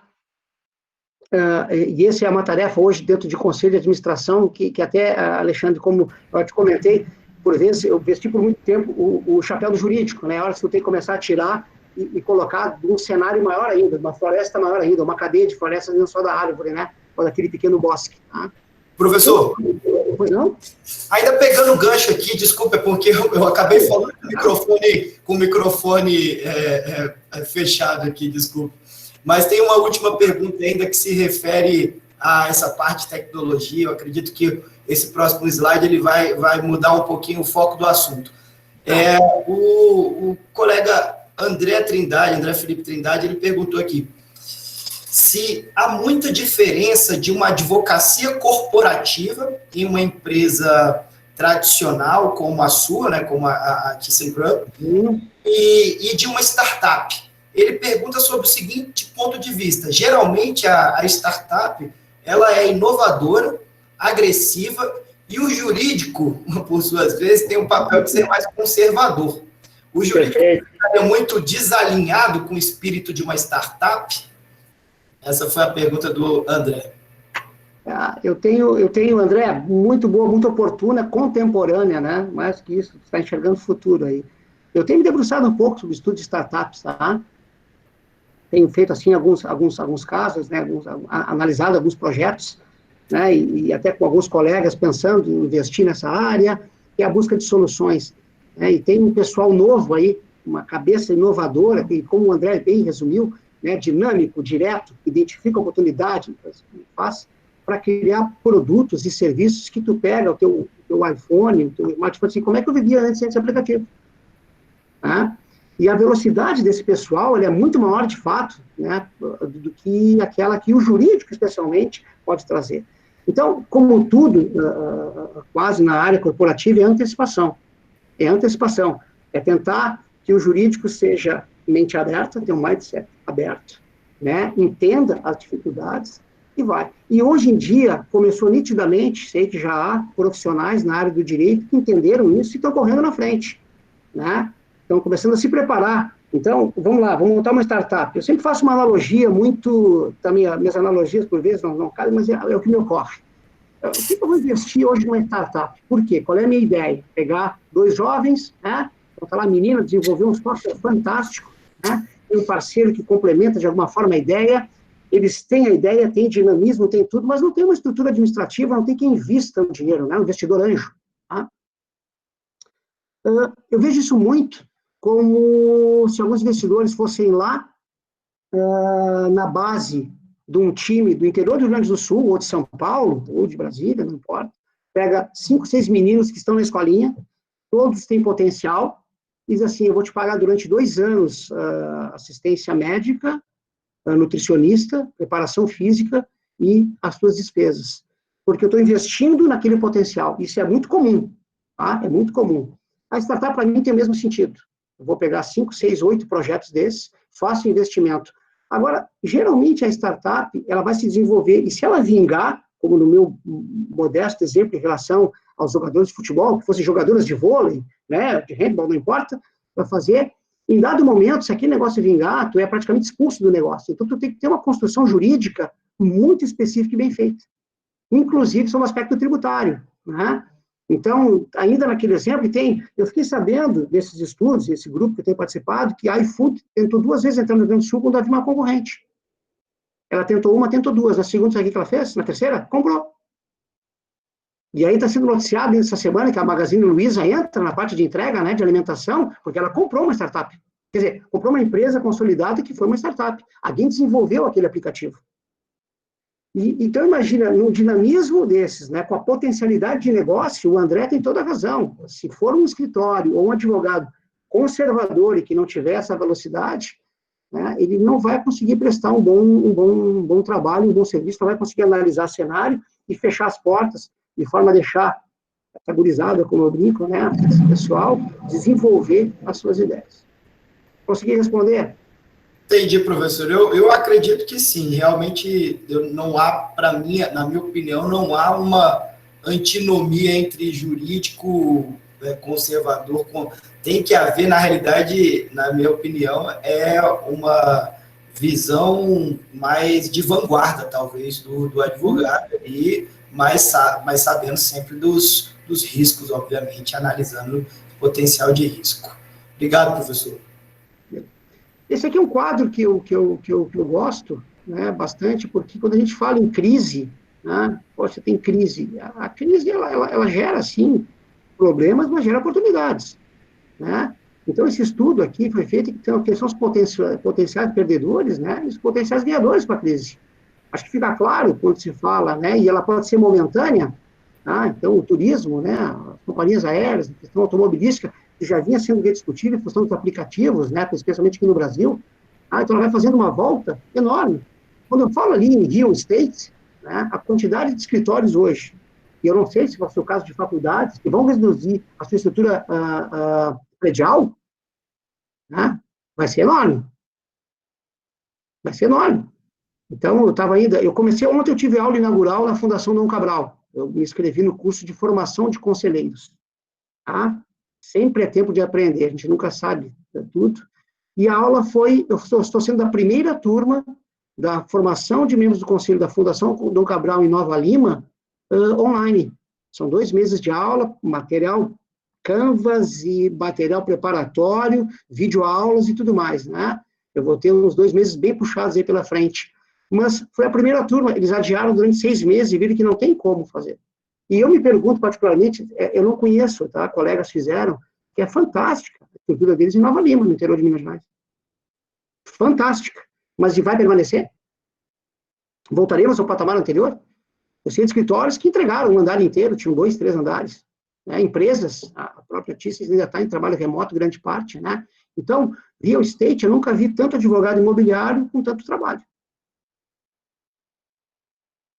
Então, quando tu vai olhando a roda, mesmo naquelas que perderam com o negócio, tu tem oportunidades, como o real estate está no vermelhinho ali, né? Quem dirá naquelas que são eventuais vencedores nessa matéria, né? Em todas essas pontas aqui verde, dá para se ver que tem oportunidades de tecnologia aí na área do direito, em todas.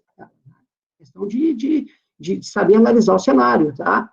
A agricultura é uma coisa fantástica. Pessoal, eu volto a dizer, poxa, mas o que tem a ver com a advocacia, com o Ministério Público, né, com a magistratura, com o judiciário? As demandas, elas surgem, seja no Brasil, em qualquer lugar do mundo, do negócio. É da geração, é da operação, quase todas elas, né? Tá, área de família, outras áreas, mas é da operação. Eu estava assistindo o Ricardo Amorim, que é aquele economista, eu só acompanho ele, né, então ele fazendo uma palestra. Alexandre, por favor, se eu estiver me avançando demais no tempo, tu me avisa, tá? Acho que eu tenho as 2 apresentações aqui. Só para te dar uma situada aqui, são 8h20, e aí nós podemos ir mais uns 20 minutos aí. Nosso tempo, nosso deadline, vamos falar já que a gente fala em prazo e tal, essa coisa toda, no nosso mundo jurídico, nosso deadline é às 21 horas. Então, não, mais 15 minutos. 15 minutos nós encerramos aqui tranquilamente. Da minha parte, para perguntas e tal, e para o pessoal poder querer se manifestar. Agricultura. Né? Então, ele estava dizendo lá que nos últimos 30 anos a agricultura sustentou grande parte do Brasil. Né? E a Índia, há 2 anos, cresce mais do que a China. E a primeira coisa que o povo faz, né, que tem uma melhor condição, de crescimento econômico e comer melhor. E nós somos um celeiro, né? Nós somos um celeiro. Né? Das 10 cidades que mais cresceram no IDH, Índice de Desenvolvimento Humano, né, e de renda per capita, 8 delas estão vinculadas ao agrobusiness. Tá, mas e o jurídico com isso? Eu, hoje, se fosse começar a advogar, eu ia para o Mato Grosso, para Goiás, para algumas áreas de produção agrícola e para a produção de agropecuária. Né? Então, volto a dizer, mesmo quem está iniciando, tem que ter essa mentalidade aberta. Desculpa levar para o lado pessoal, mas o meu filho da minha esposa faz economia, 20 anos de idade. E lá eu noto eles aprendendo, tendo um viés, e digo, poxa, o que tem a ver economia com direito, tudo? Eu não ouvi. Professor, eu acho que foi só um colega que entrou com o microfone, mas não foi nenhuma intervenção, não. Professor, desculpe. Então, pessoal, inicie-se assim, a gente tem que ter, seja qual for a profissão, qual for a área de formação, né? Se você quiser ter uma carreira sólida, com conhecimento, né? Vai. Eu costumo dizer também, dentro do departamento jurídico de empresa, nós conhecemos um oceano de coisa, Alexandre, com uma profundidade desse tamanhozinho, 10 centímetros. Conhece muito, mas com pouca profundidade. E, por um lado, se eu precisar de alguma coisa específica, com profundidade, que lá no oceano vai nas abissais, eu vou atrás do técnico. Pô, Alexandre, tem um assunto aqui que eu preciso da tua expertise. Então, são duas variáveis, as não são excludentes, né? Não, eu não quero ter uma visão macro, eu quero me dedicar porque eu gosto de propriedade intelectual e vou a fundo, e tem mercado. Não, eu prefiro ter essa visão mais genérica, tá? Então, quando estamos pensando em carreira, em desenvolver, né, e o conhecimento do todo, né, ele ajuda em qualquer uma das profissões que tu fizer vinculado ao direito. Tá? Certo. Pessoal, eu tenho aqui uma tentativa, por favor, não há receita de bolo, tá? Sujeito a críticas, mas no mesmo de conselho eu tenho que apresentar agora tentar fazer uma projeção de cenário, se tratando do Brasil, ainda mais numa crise, né, que não sabe exatamente como vai terminar, mas o que vai acontecer? Quais são os próximos 6 meses, 1 ano, 2 anos, no que diz respeito à condução, e essa é a minha expertise, né? Faço um parênteses aqui, o que eu reparei, né, conversando com colegas, e provavelmente eu vou confirmar isso agora, que o número de alunos da minha turma, que são 48, eu sou um dos poucos que está fazendo o curso, se não me engano, somos em 3, há um senhor do Espírito Santo, e um de São Paulo, que vem de formação jurídica, do Conselho. O Conselho de Administração, ele não é a diretoria, ele não é a executiva, ele é quem dá as diretrizes, é a estratégia, tá? Geralmente são formados por alguém da área operacional e da área financeira. E falta hoje em dia, tá, pessoas com conhecimento jurídico, de tecnologia e de recursos humanos. Então, quando estou falando de carreira, e hoje aqui a palestra é essa, né, os desafios do corporativo e gestão de carreira, é a oportunidade que eu enxerguei, né, de ser um pouco mais macro. Mas como eu tenho experiência jurídica, o que eu levo do Conselho da Thyssen hoje? O que vai acontecer com a área trabalhista? Vamos tentar raciocinar. As demissões, eu estou falando aqui de maneira geral, tá, aumentaram muito. Concordam? A crise fez muita demissão. O governo tentou, em ferramentas legais, né, dar vantagens, princípios, mas ela aumentou. Então, é claro que vai haver um aumento de reclamatórios. O Ministério Público do Trabalho, os sindicatos, nem tem a discutir, né, as questões da coletividade, né, em relação a essas demissões, por vezes, e até questão de saúde, próprias vinculadas ao Covid, né? Tem uma decisão recente aí, e já ficou declarado que a responsabilidade é da empresa, no caso, em que pese eu tenho dificuldade de vislumbrar como um empregado que fica 9 horas dentro da empresa, né, se ele pegou na empresa, ou pegou no ônibus, ou no fim de semana, no futebol, nós temos visto aí praias cheias, né? Mas, analisando isso, aqui tem um aumento dos valores das ações, das demissões de empregados com salários mais altos e maior tempo de casa. Então, aumenta o volume e aumenta o ticket dessas ações. Pessoal, escritórios, área trabalhista, recursos humanos e desenvolvimento jurídico, atenção, na minha modesta avaliação, cresce. Ações cíveis, né, envolvendo direito do consumidor. O que eu faço com aquela passagem aérea comprada para ir para Nova Lima, que eu tinha comprado em novembro do ano passado? E devolver um pedaço. Devo aceitar? Devo discutir? Né? Como é que ficam esses contratos, muitos que foram interrompidos? Nunca vai se discutir tanto a força maior, né? Como excludente de responsabilidade. Então, pode ter certeza que naquele mapa anterior que eu mostrei de empresas, né? Gente pensando e discutindo dos dois lados. Gente está preocupado com as ações contra, gente enxergando a oportunidade de fazer reclamatória, reclamação, né? Em relação a isso, tá? Eu trago um pouco também a questão da negociação versus litígio. De certa forma, de maneira indireta, eu abordei isso. A negociação sempre é melhor. Sempre é melhor. A mediação e as negociações devem crescer. É muito caro litigar, é muito incerto litigar. Nós acordamos, dormimos com um entendimento e acordamos com outro. E as coisas mudam aqui de acordo com o muda o vento ou o nariz de quem está decidindo, né? Não é uma crítica, é uma realidade. Tá? E advogados que contribuem para isso, né? Então, eu sempre acho que a negociação, os impactos dos contratos vigentes, né, tem que ser resolvido rapidamente, aqueles exemplos de cima ali. Né? Litigar está caro. O tributário. Pessoal, essa conta pós-pandemia vai vir para todos nós aqui.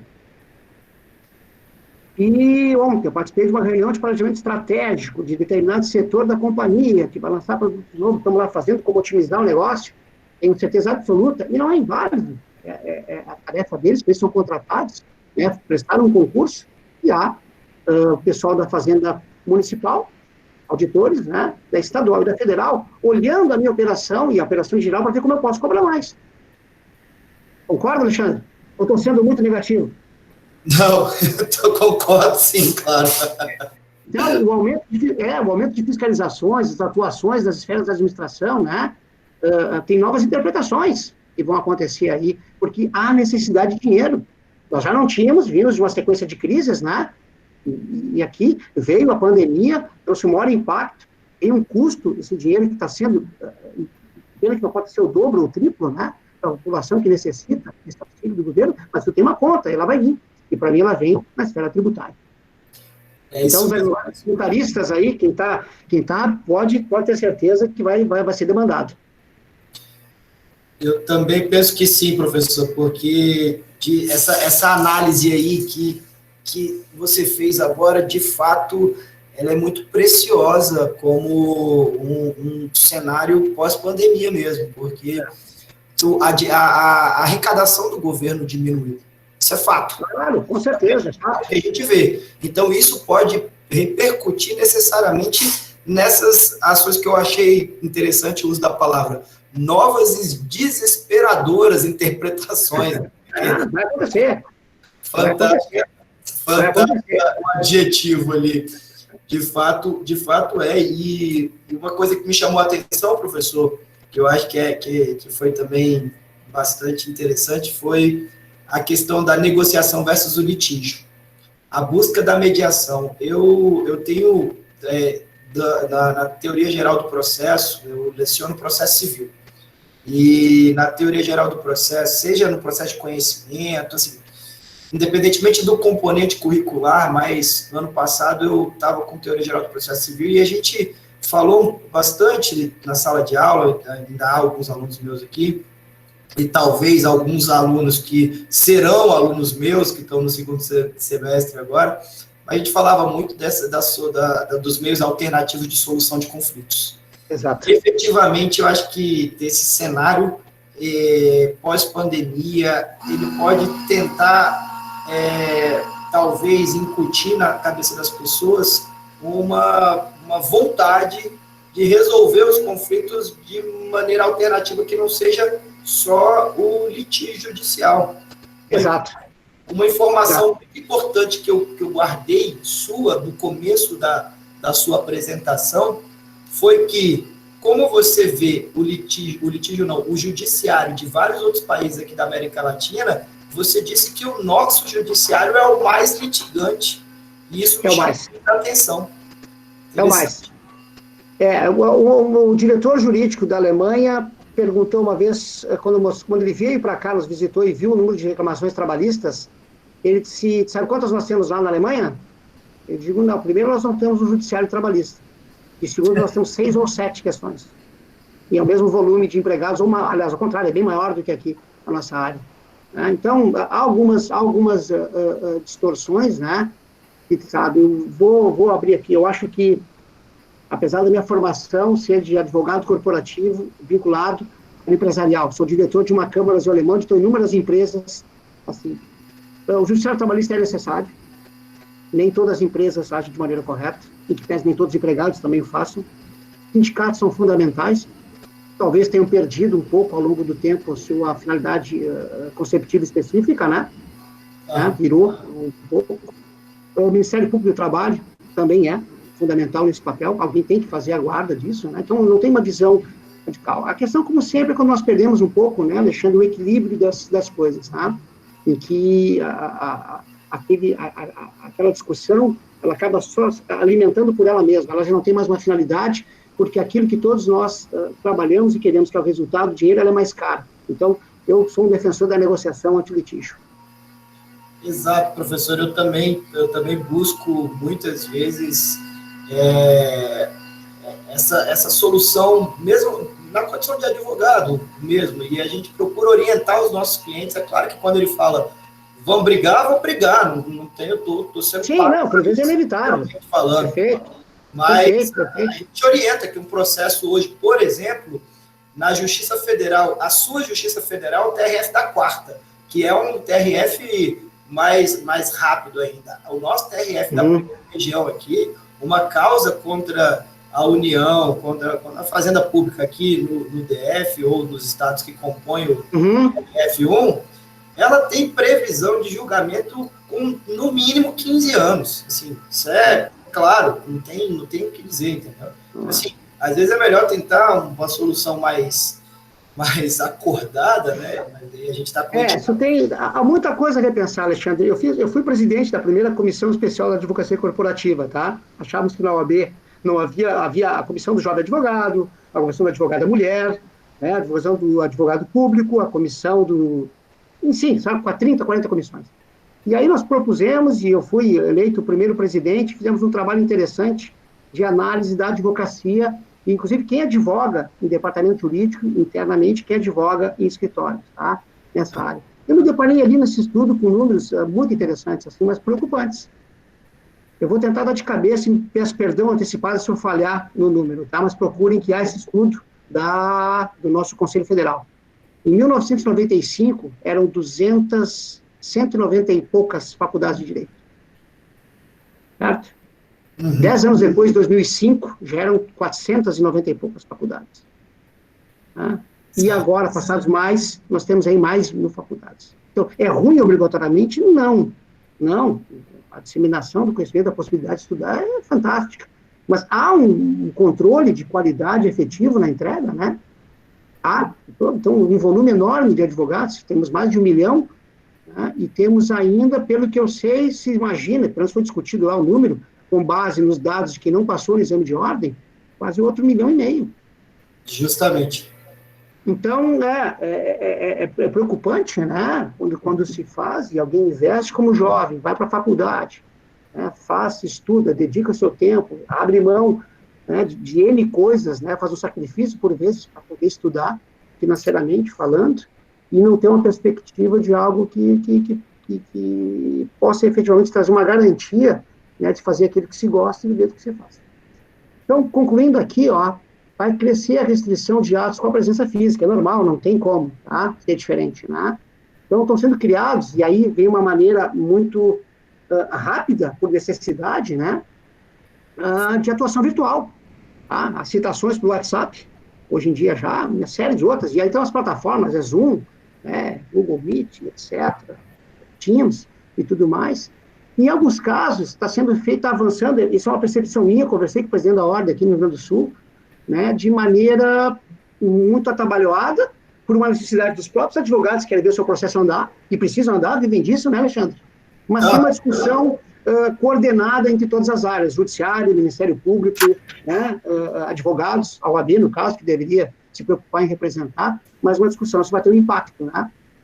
Então, acho que também como consequência, o crescimento da automatização no Judiciário, em escritório de parlamentos é fundamental, tem que acompanhar esse movimento, tá? Ainda estou aqui com a pergunta do colega lá, que falou em relação a perder a qualidade, né? Mas há outras formas de se suprir isso, né? De leitura e desenvolvimento, tá? E a obrigatoriedade de desenvolvimento e aplicação de conhecimentos de gestão digital cotidiana. Não tem como ser diferente, né? E aí, eu vou aqui dizer algo para vocês que eu também acredito muito, tá? Ver se vocês concordam comigo. Nós, via de regra, contratamos um profissional, um estagiário, um advogado, seja ele júnior, sênior, pleno, um gerente, um diretor jurídico, pelo seu conhecimento técnico, vindo da faculdade, vindo do quanto ele estudou, mas, via de regra, nós demitimos, ou desligamos, ou encerramos a relação, se é um sócio de escritório, por vezes, algo assim, pela parte comportamental. Soft skills. Então, eu acho que hoje, quando se fala de carreira, né, além de agregar conhecimento técnico nas mais diversas áreas, como nós vimos, né, porque o pessoal tem que se preparar. Eu, no passado, admitia 90%. Era técnico, era leitura do currículo, dava aquela pesquisadinha, e já dia tu ia para o Facebook, né, dava uma olhada que a pessoa estava fazendo, mas os 10% do comportamental eu decidia na hora de empatia da entrevista. E lá na frente se via que não havia, e olha, por vezes, e o que é pior, aconteceu o inverso, tá? Então, como não há essa troca, o estagiário entrava, o advogado, passados 6 meses, não é nesse ambiente que eu quero trabalhar, perdi meu tempo aqui, vim para cá fazer um estágio, né, dentro da empresa, para mim aprender. Então, é de lado a lado, né? Então, volto a dizer, soft skills, essa parte comportamental, há muito como complementar conhecimento, como complementar formação de carreira, para que se possa prestar um bom trabalho, né? Interessante, professor. Bom, aqui, por encaminhando, eu vou deixar só, quando eu não estou, alguma das instituições, né, que eu fiz parte, faço parte, tá? É da onde vem, né, muito eu gosto de tratar, de escolher. Não tenho a pretensão aqui, deixando por óbvio, de ter trazido receitas mágicas, né, de receita de bolo, mas trazer um pouco daquilo que é a vivência, sempre tem formas diferentes e maneiras diferentes de se ver a situação de se fazer. Aqui estão os meus contatos, né, na TICE, no conselho e na minha consultoria. Então, vou me permitir aqui fazer, se alguém tiver interesse, tem prestado consultoria para empresas, para departamentos jurídicos, escritórios, inclusive, né, na montagem de departamentos jurídicos, no aprimoramento, em programas de compliance, de Lei Geral de Proteção de Dados. Tá? E fico, a partir de agora, espero sinceramente, né, deixo essa frase aqui, ó, se eu achar essa cara, manter um bom jurídico interno e bons advogados externos, permite não tê-los, né? É aquela decisão Chester lá, tá, Alexandre? Não vou, se ela não for bem administrada por todos nós, tá? Eu espero, sinceramente, ter agregado algo nessa semana acadêmica. Acho muito interessante, muito propício esse tipo de discussão. Espero ter conseguido o desafio que vocês me deram, Rodolfo, de trazer a tira de uma discussão mais prática, né, do dia a dia, e fico aberto a perguntas. Professor, primeiramente eu que gostaria de agradecer a sua disponibilidade, o seu tempo e a sua valiosa expertise como um advogado de uma grande corporação. E esse tempo agora de 1h e pouco, aqui 1h30, 1h40, que a gente passou juntos aqui, eu confesso que da minha parte passou muito rápido. De fato, esse tema de desafios jurídicos, de desafios da advocacia, a advocacia corporativa, ela tem uma nuance diferente da advocacia, digamos assim, de escritórios, né, que é voltada para empresas e tal. E o que é interessante foi que esse comparativo, esse paradigma ficou muito claro na sua exposição. Então, de fato, eu agradeço todas as suas contribuições aqui. A sua palestra, na minha opinião, foi extremamente valiosa. E eu estou abrindo aqui para o pessoal, aqui a gente está já na fase final, pessoal, eu estou abrindo aqui para vocês no chat, como já estava aberto antes, para que vocês façam perguntas. Aproveitem o conhecimento do Dr. Marcos Fraga. Aqui é a oportunidade que a gente tem para fazer alguma pergunta para ele aqui. Acho que tem uma aqui, professor, deixa eu dar uma olhada aqui. Qual o fator que pesa mais para decidir atuar como jurídico interno ou como advogado externo ao trilhar a sua carreira? O que pesaria mais, na sua opinião, professor, para atuar? Para ir para uma corporação ou para ir para um escritório de advocacia, ou eventualmente montar o seu, alguma coisa do tipo? Excelente pergunta. Não, excelente pergunta. Vamos lá, o que eu vejo via de regra em termos de início, tá? Um jovem, né? Recém-formado, vamos dizer assim. Quando eu pegar o viés do escritório, né, eu posso fazer, e aí os escritórios têm escritório full, né? Trabalham em todas as áreas, ou os mais específicos, mega escritórios ou menores. Então, essa é uma questão importante também a se decidir quando se fala em termos de oportunidade, e de oportunidade não só de crescer, como de conhecer. Lembre-se do que eu falei, né? O crescimento, a remuneração vem em consequência do teu crescimento profissional. Tá? Então, é, sim, um viés, e acho ele muito importante, porque é o que vai te propiciar, não é no jurídico interno, tu conhecer o judiciário, conhecer a atuação do Ministério Público, né, nesse sentido, como é que funciona o nosso judiciário, isso vai te dar, eu acho muito interessante. Tá? As possibilidades de crescimento, aí até no escritório, como vimos há pouco aí, tem uma concorrência enorme, quase desleal, tá? Mas elas são maiores no sentido de fazer carreira no escritório. No departamento jurídico, e aí a TIC é uma exceção, né, e mesmo tendo um departamento estruturado, que pessoas cresceram, o crescimento é mais restrito. O que nós temos aí, por outro lado, é uma realidade, né, que eu tenho no escritório um viés de um trabalho mais pesado, regulado mais pela sociedade, pelas suas demandas, né, e seus clientes, e dentro do departamento jurídico eu tenho uma relação de emprego, né, seletista, tá, com carteira assinada, com 13º salário, com plano de saúde, com viés. Então, eu não quero monetizar a decisão de ninguém, mas principalmente para início eu tenho essas duas situações, né, eu tenho um escritório, que eu entendo pode me dar, e talvez hoje, se eu tivesse começado de novo, começaria talvez no escritório, né? Quem sabe na área tributária, que eu acho que é mais desafiador e que não vai, daqui a 5 décadas, se alguém lembrar, se estiver aqui ainda, vai ver que o Marcos Fraga tinha razão, ela não para, a necessidade de dinheiro é sempre grande do governo, ainda mais o perfil do nosso, essas décadas todas, duvido que muitos tão cedo.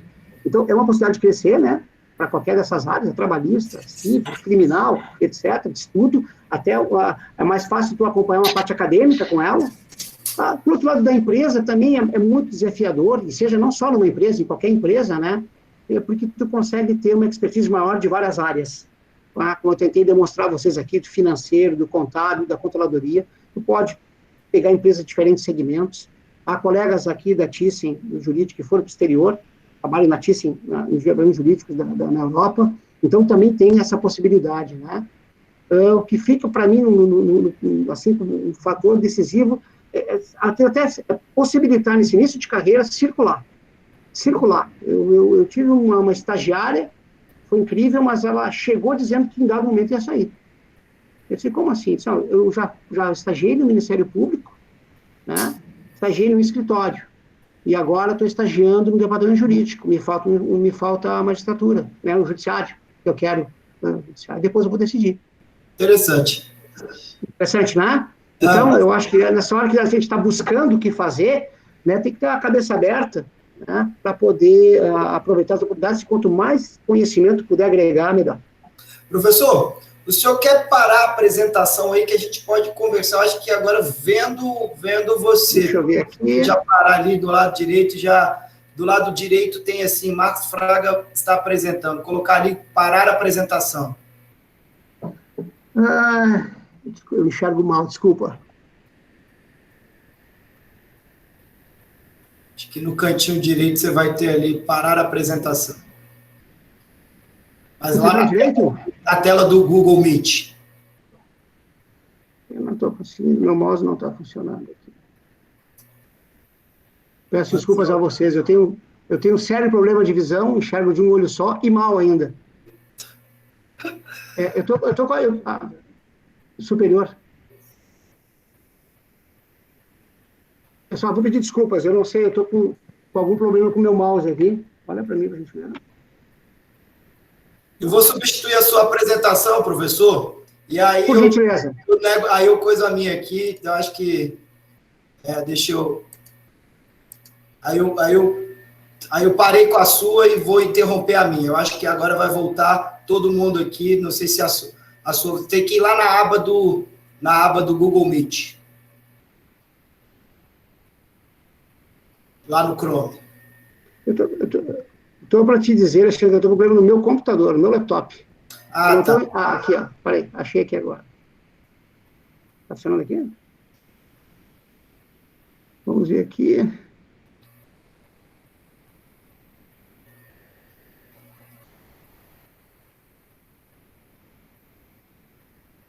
Não.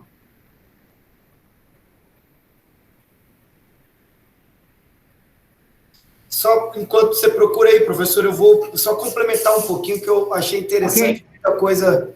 Aí pode cancelar a apresentação e ir lá no cantinho direito tem onde tem cancelar lá e na tela, que ficou uma tela infinita agora. Sim.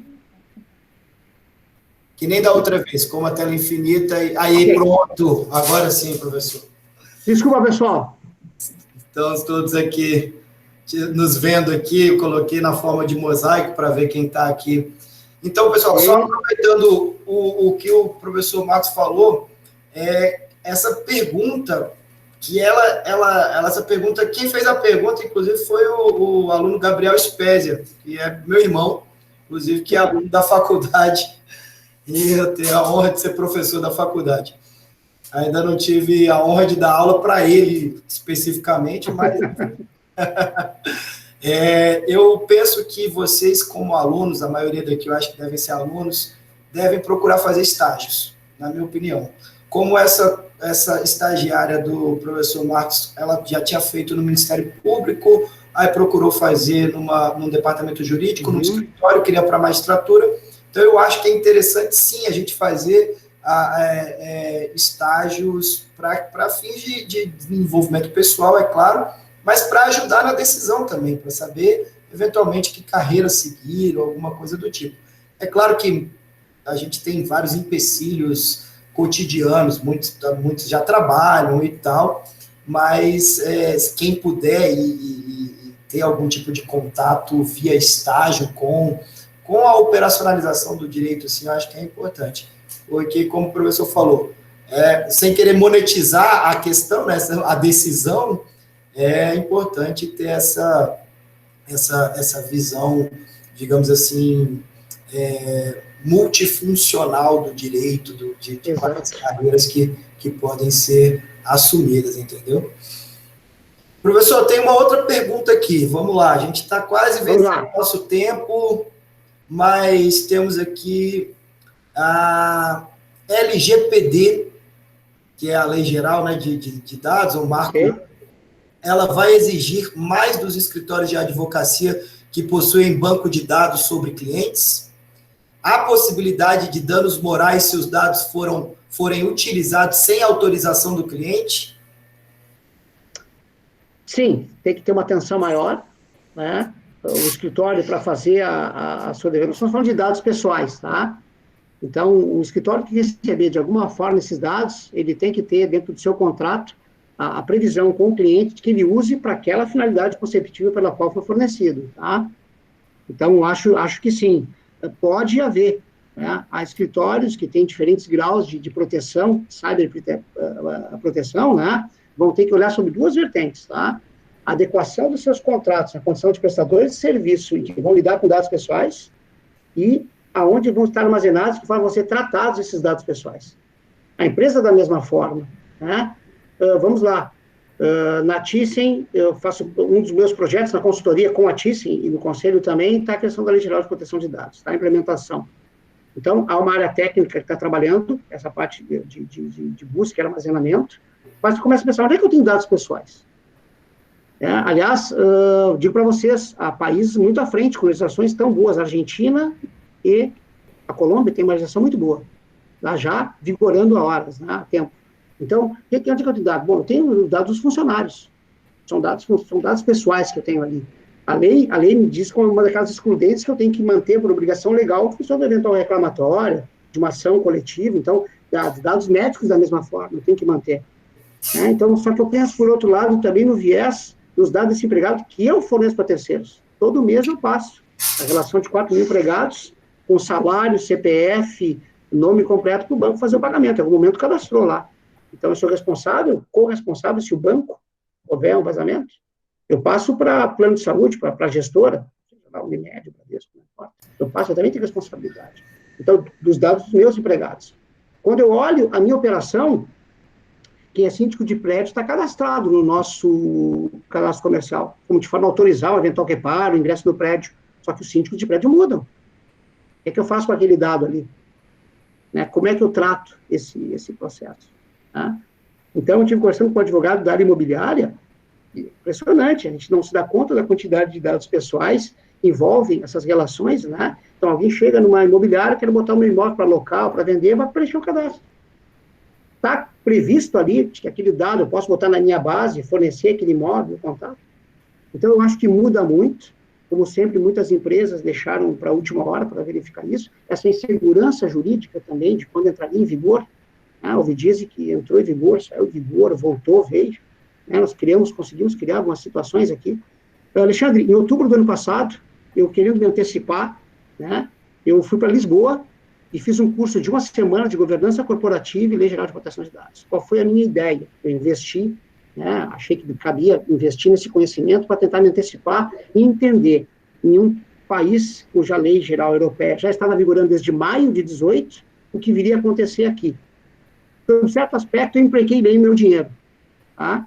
Foi a coordenadora, que ministrou a maior parte das aulas, ela é uma ex-diretora do Banco BCP Millennium, que é o maior banco privado de Portugal, né? E foi diretora da área de risco e compliance do Banco Mundial durante 2 ou 3 anos. Então, foi legal entender as dificuldades, né, os diferentes níveis, mas, por outro lado, tudo aquilo que foi feito na Europa de adequação, chegando no Brasil aqui, essa nossa dinâmica não colabora também para se fazer.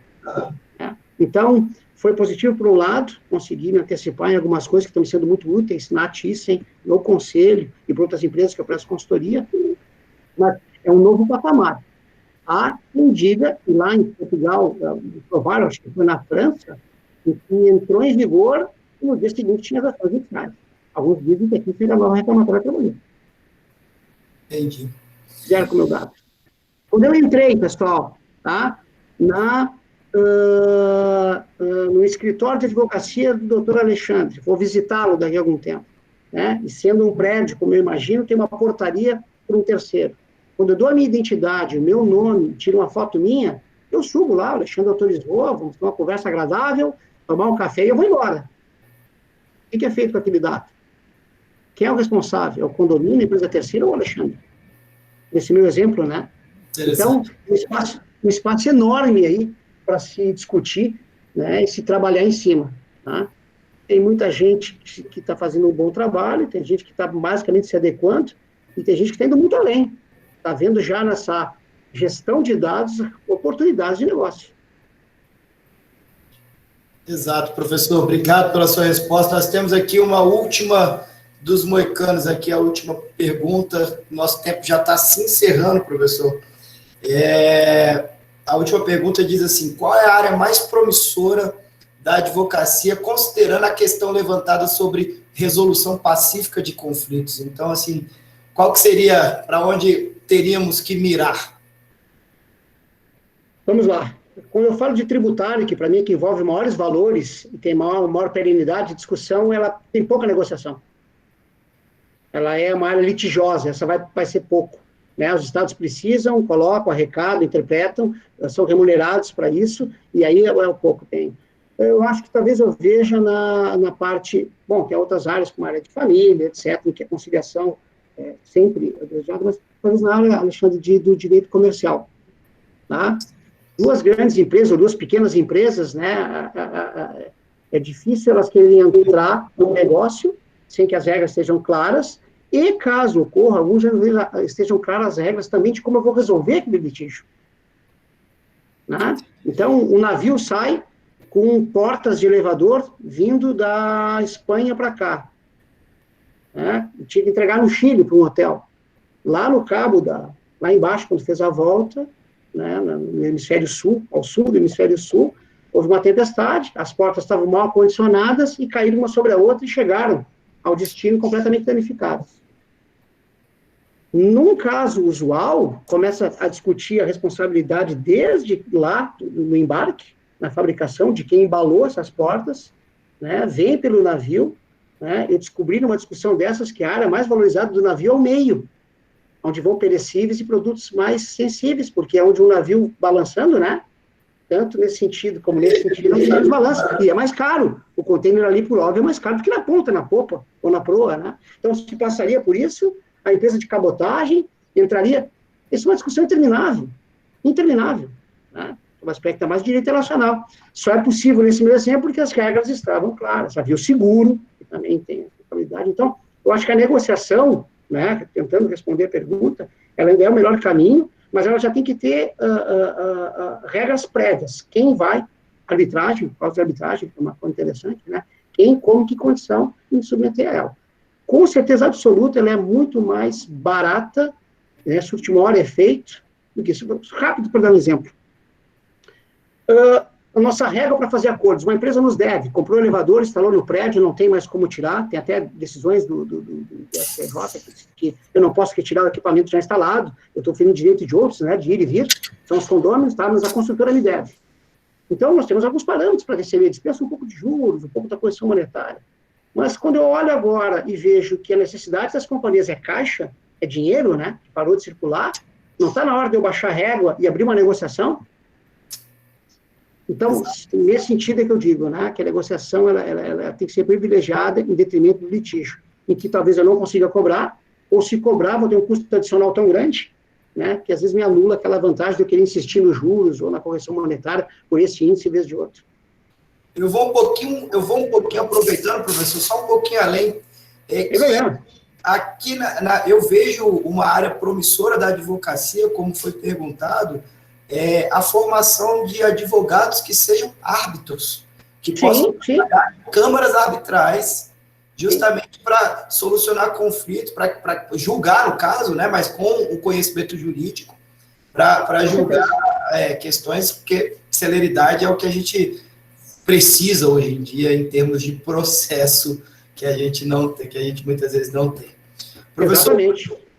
Eu agradeço muito aqui, eu devolver a palavra para o senhor para fazer um agradecimento final. Nós estamos chegando aqui no nosso deadline, como falei há pouco, que seria às 21 horas. Eu passo a palavra para você para fazer um fechamento aqui e agradecer a todos que tiveram presentes até esse final conosco, tá certo?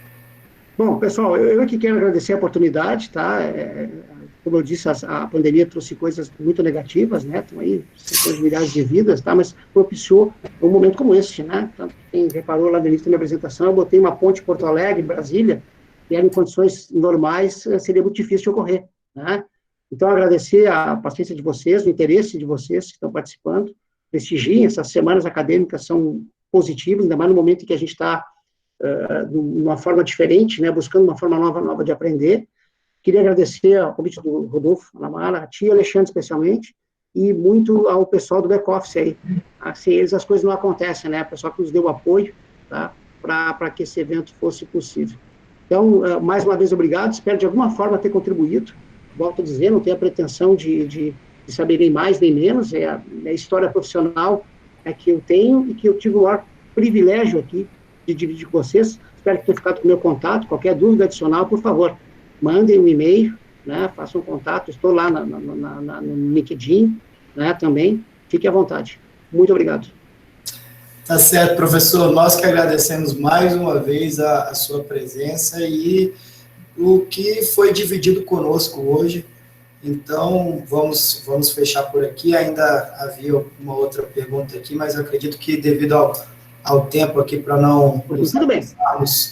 Ao tempo. A última pergunta, então, vamos lá. Só a saideira que a gente está dizendo. Okay. A pergunta é interessante. Em sua visão, professor, as organizações do mercado privado têm optado por resolver as situações em câmaras arbitrais ou na justiça mesmo?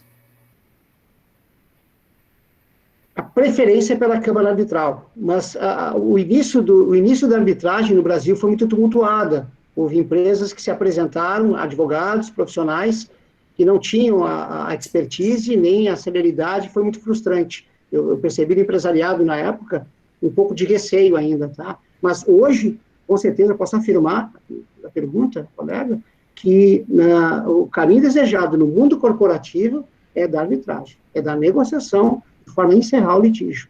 É não tê-lo, se tiver, que sejam claras as regras e terminar ele o mais rápido possível. Perfeito, professor. Mais uma vez, muito obrigado. Então, vamos encerrar por aqui, pessoal. Agradecemos muito. O professor deixou o contato dele, está à disposição. Eu também, podemos conversar depois oportunamente. Um grande abraço a todos, boa noite a todos, agradeço. Até mais. Abraço a todos, boa noite.